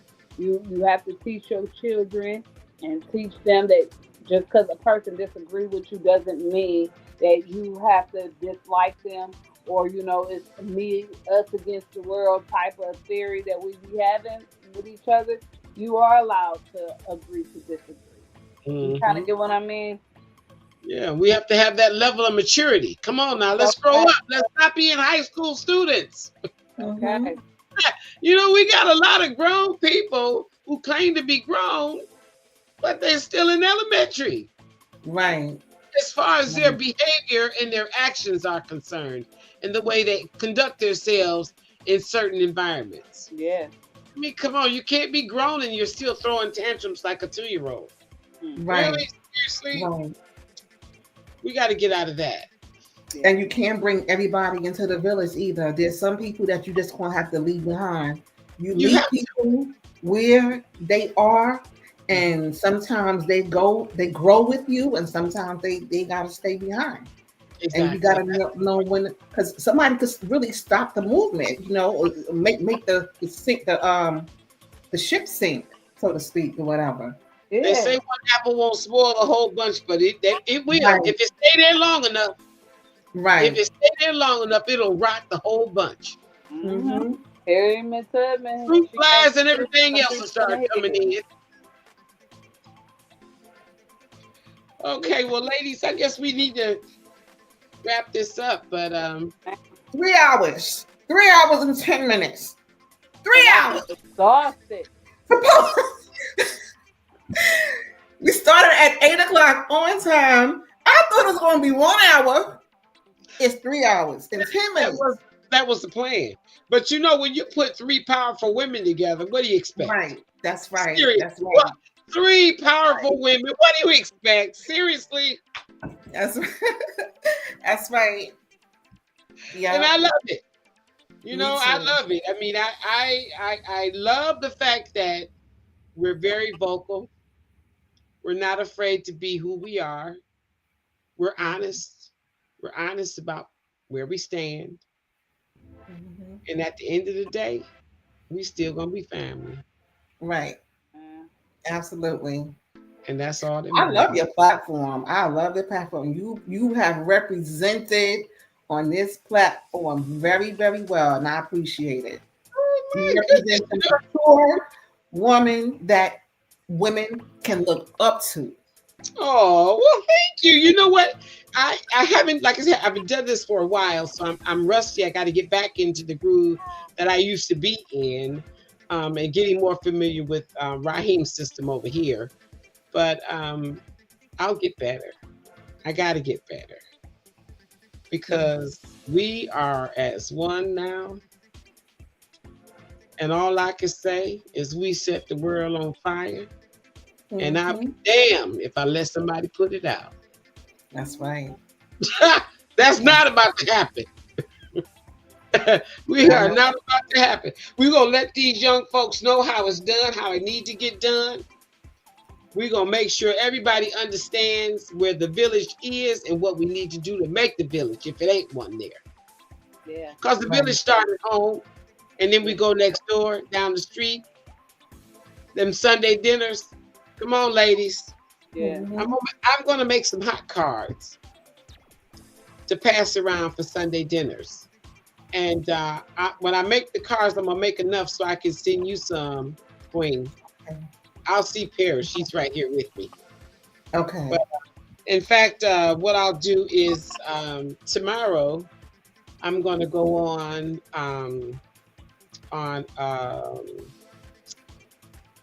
Vistaprint and make some cards. And I just want to be able to just pass it out to whoever we can to encourage Sunday dinners. Mm-hmm. And I think a hot card is way better than just a business card because the fact that it's a lot bigger, it'll last a little bit longer if it gets stuck in someone's purse. Mm-hmm. It won't necessarily get lost. So I'm going to figure out that. And, we also have T-shirts that we need to get. And I got a T-shirt that I'm going to put together too as well. So, I mean, if we can get these T-shirts out there and wear some T-shirts in representing the fact that, the For Real team is out there and we all can be a part of the For Real team. Okay. But we don't want people to be a part of the For Real team for the wrong reasons. Right. Bottom line, well, anybody that's out there listening to me and have tuned in, I don't want anyone to be involved with the For Real team if you're not here for the real reason. And the real reason is to bring families back together, curb this gun violence, learn how to love one another a little bit harder, learn how to be loyal to your people. Mm-hmm. And be ready to help your people when you can. Everything is a slow process, but it's starting now. Right. 2025. We started. And me and you had our arrangement before New Year's. Mm-hmm. And years before New Year's. So my little baby, she's a piece of work. I love her, and I'm gonna stay on top of her little butt. I'm gonna stay on top of my little girl. And I know sometimes she think I'm a grown woman. She keep calling me a little girl, but she's younger than my nephew, so that's why I can say that. She's younger than my nephew. He's 43. Okay. So I got to keep an eye on my little girl because I love her. Yeah. She's gonna really go so far, She's gonna be an awesome Black female lawyer. She's gonna be in a space. She's gonna be in a space where they hate to see her coming. Cause they gonna know she gonna tear them down. Yeah. Tear them down. Make them changes. That's right. Good changes. Big That's changes. right. That's right. That's right. That's what Paris is gonna do. And I'm so proud of her. She's an amazing young woman. And like I said, when I first met her, I just fell in love with her. I'm like, these are the young people we need to be in place. Strong character, knowledgeable, and has people's best interests. And she's a warrior. Yeah. And I love that. And the same thing with you, Queen. I fell in love with you from day one. And like I said, our conversation was as if we've been knowing each other for forever. And we're in different states. We are in different states. I'm all the way out here in Maryland. That is the beauty of it all. You are in a different state. Be connected. Yeah, exactly. Because real recognize real. That's it. You see that? Yeah. That's what I'm talking about. We can't go wrong, ladies. And we will not go wrong. Amen. So, yeah. Okay. Anybody want to say anything before we go? To the audience now. Speak to the audience, not each other. Are they still out there? Well, we're still on, so there could be some people still listening. And then they'll be able to go back afterwards and hear it. For when it gets replayed again, they'll hear it. So if the ones they're gone, but if they replay this or share this video, and I'm hoping people will share and subscribe to the channel, which would be great too, because we need to be able to do this for these kids. Because after a while, I want to be able to involve your 16-year-olds to come on with you and have a conversation. You see what I'm saying? That's what I want to try to incorporate here. You both got young kids in your families. I want them to come sit with you and have a conversation with the world. And I think that's going to help. You know what I'm saying? That's going to become powerful. Because your 16-year-old or your 15-year-old can say to their friend, oh, my mom took me and we sat on the YouTube channel and we had a conversation. Yeah. So then maybe they'll get their mom to come on and do the same thing. Right. And then so on and so forth. You see where I'm going with this, ladies? Yeah. You know what? That'll be good too, because sometimes when the parent is saying certain things to the child, they don't want to hear it. But when they get on the platform, or if they, another auntie or somebody come over and say the same thing, oh, yeah, my mom did say that. Now they want it. Now they listening because somebody else said it. But as long as it's the mom saying it, they don't really want to listen. Okay. So see, this is all going to be part of the village. That's exactly. Yeah, this is what I want to do. I want to make sure we get the young folks in side by side with the mom, the aunt, the cousin, whoever it is. As long as it's an adult, Right. And they can participate, and they can give us some ideas on what's going to help. Because they got an idea. Right. They know what they like. They know what they don't like. They know what they want to see themselves doing, and they want. And I know they know what they don't like seeing other people do. That's not good. It affects them when they see people doing wrong things. And how many people do they get to share that with? Right. You know what I'm saying? So open conversation. Here we are. Let's Let's get this rolling. That's what I'm talking about. I'm not Mhm. fooling around. I'm getting ready to show them how it's done. That's right. We're gonna keep this going. Oh, Paris, your baby came in, right? Oh, put him in the camera so we really can see him.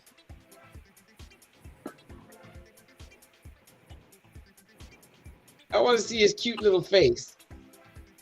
Say hi. Oh, look at that baby.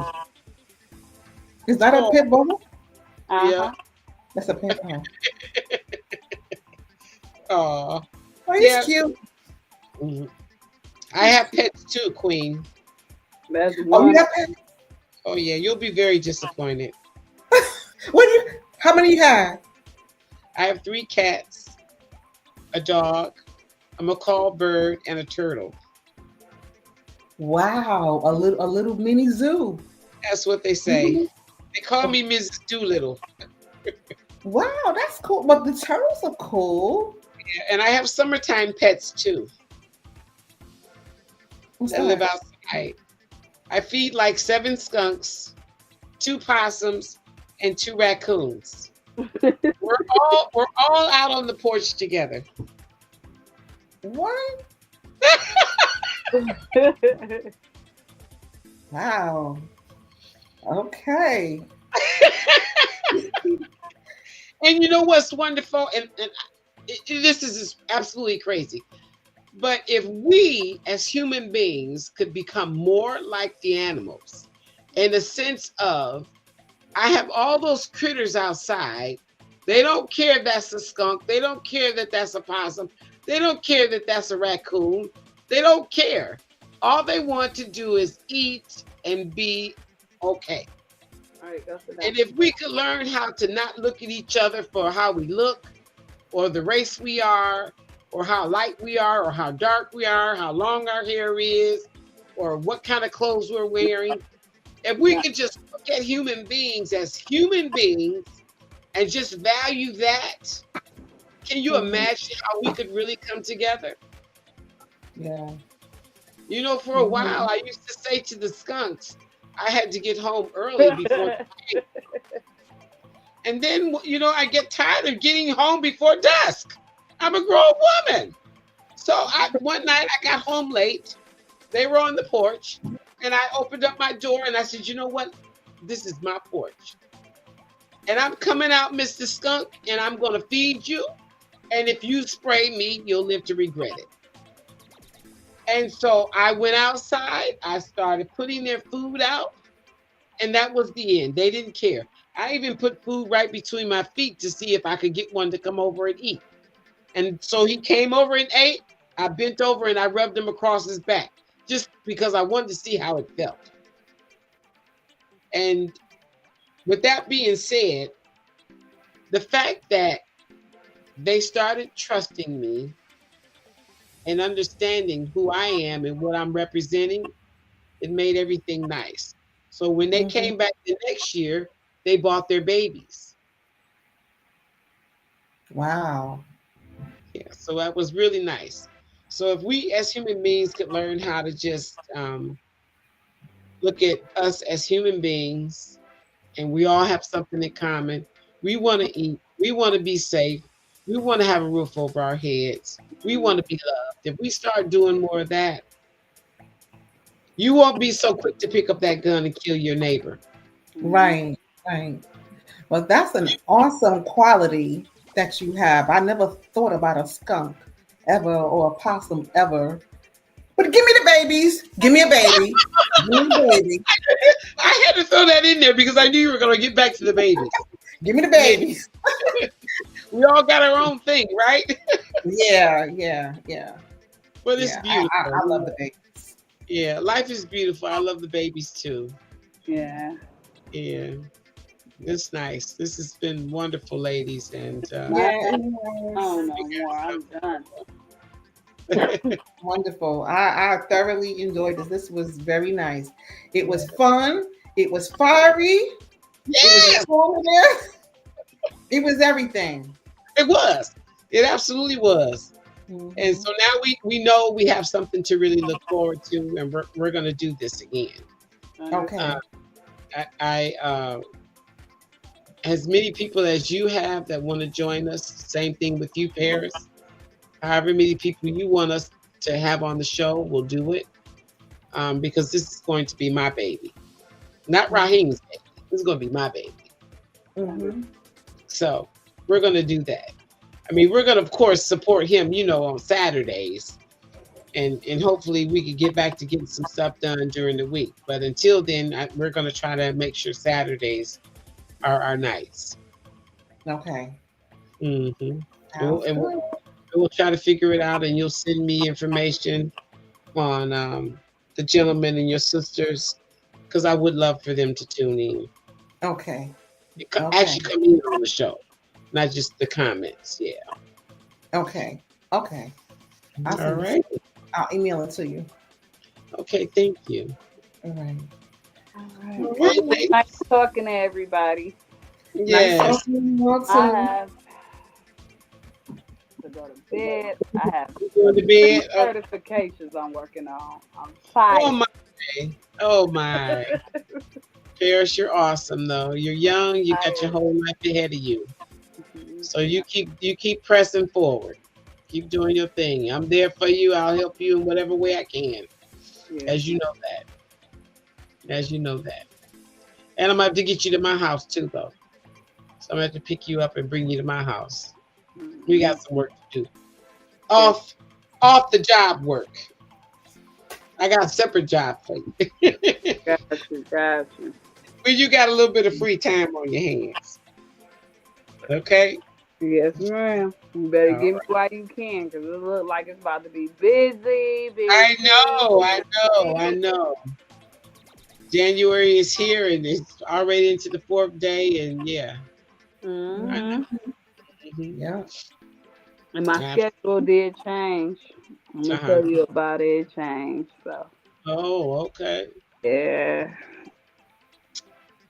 Okay, well, I'm going to get ready to get on out. So thank you, Queen. Thank you. Nice Thank you. Nice meeting you. Thank you, Marietta. This was awesome. I appreciate it so much.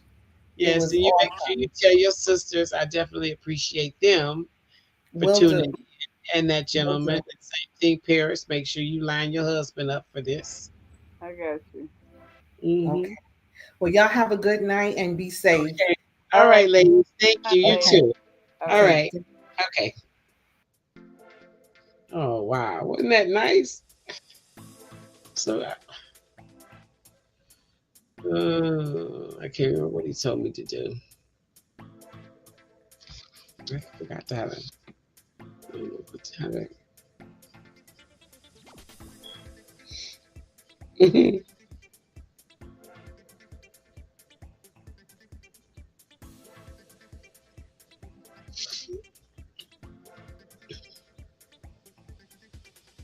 Oh, this might be it.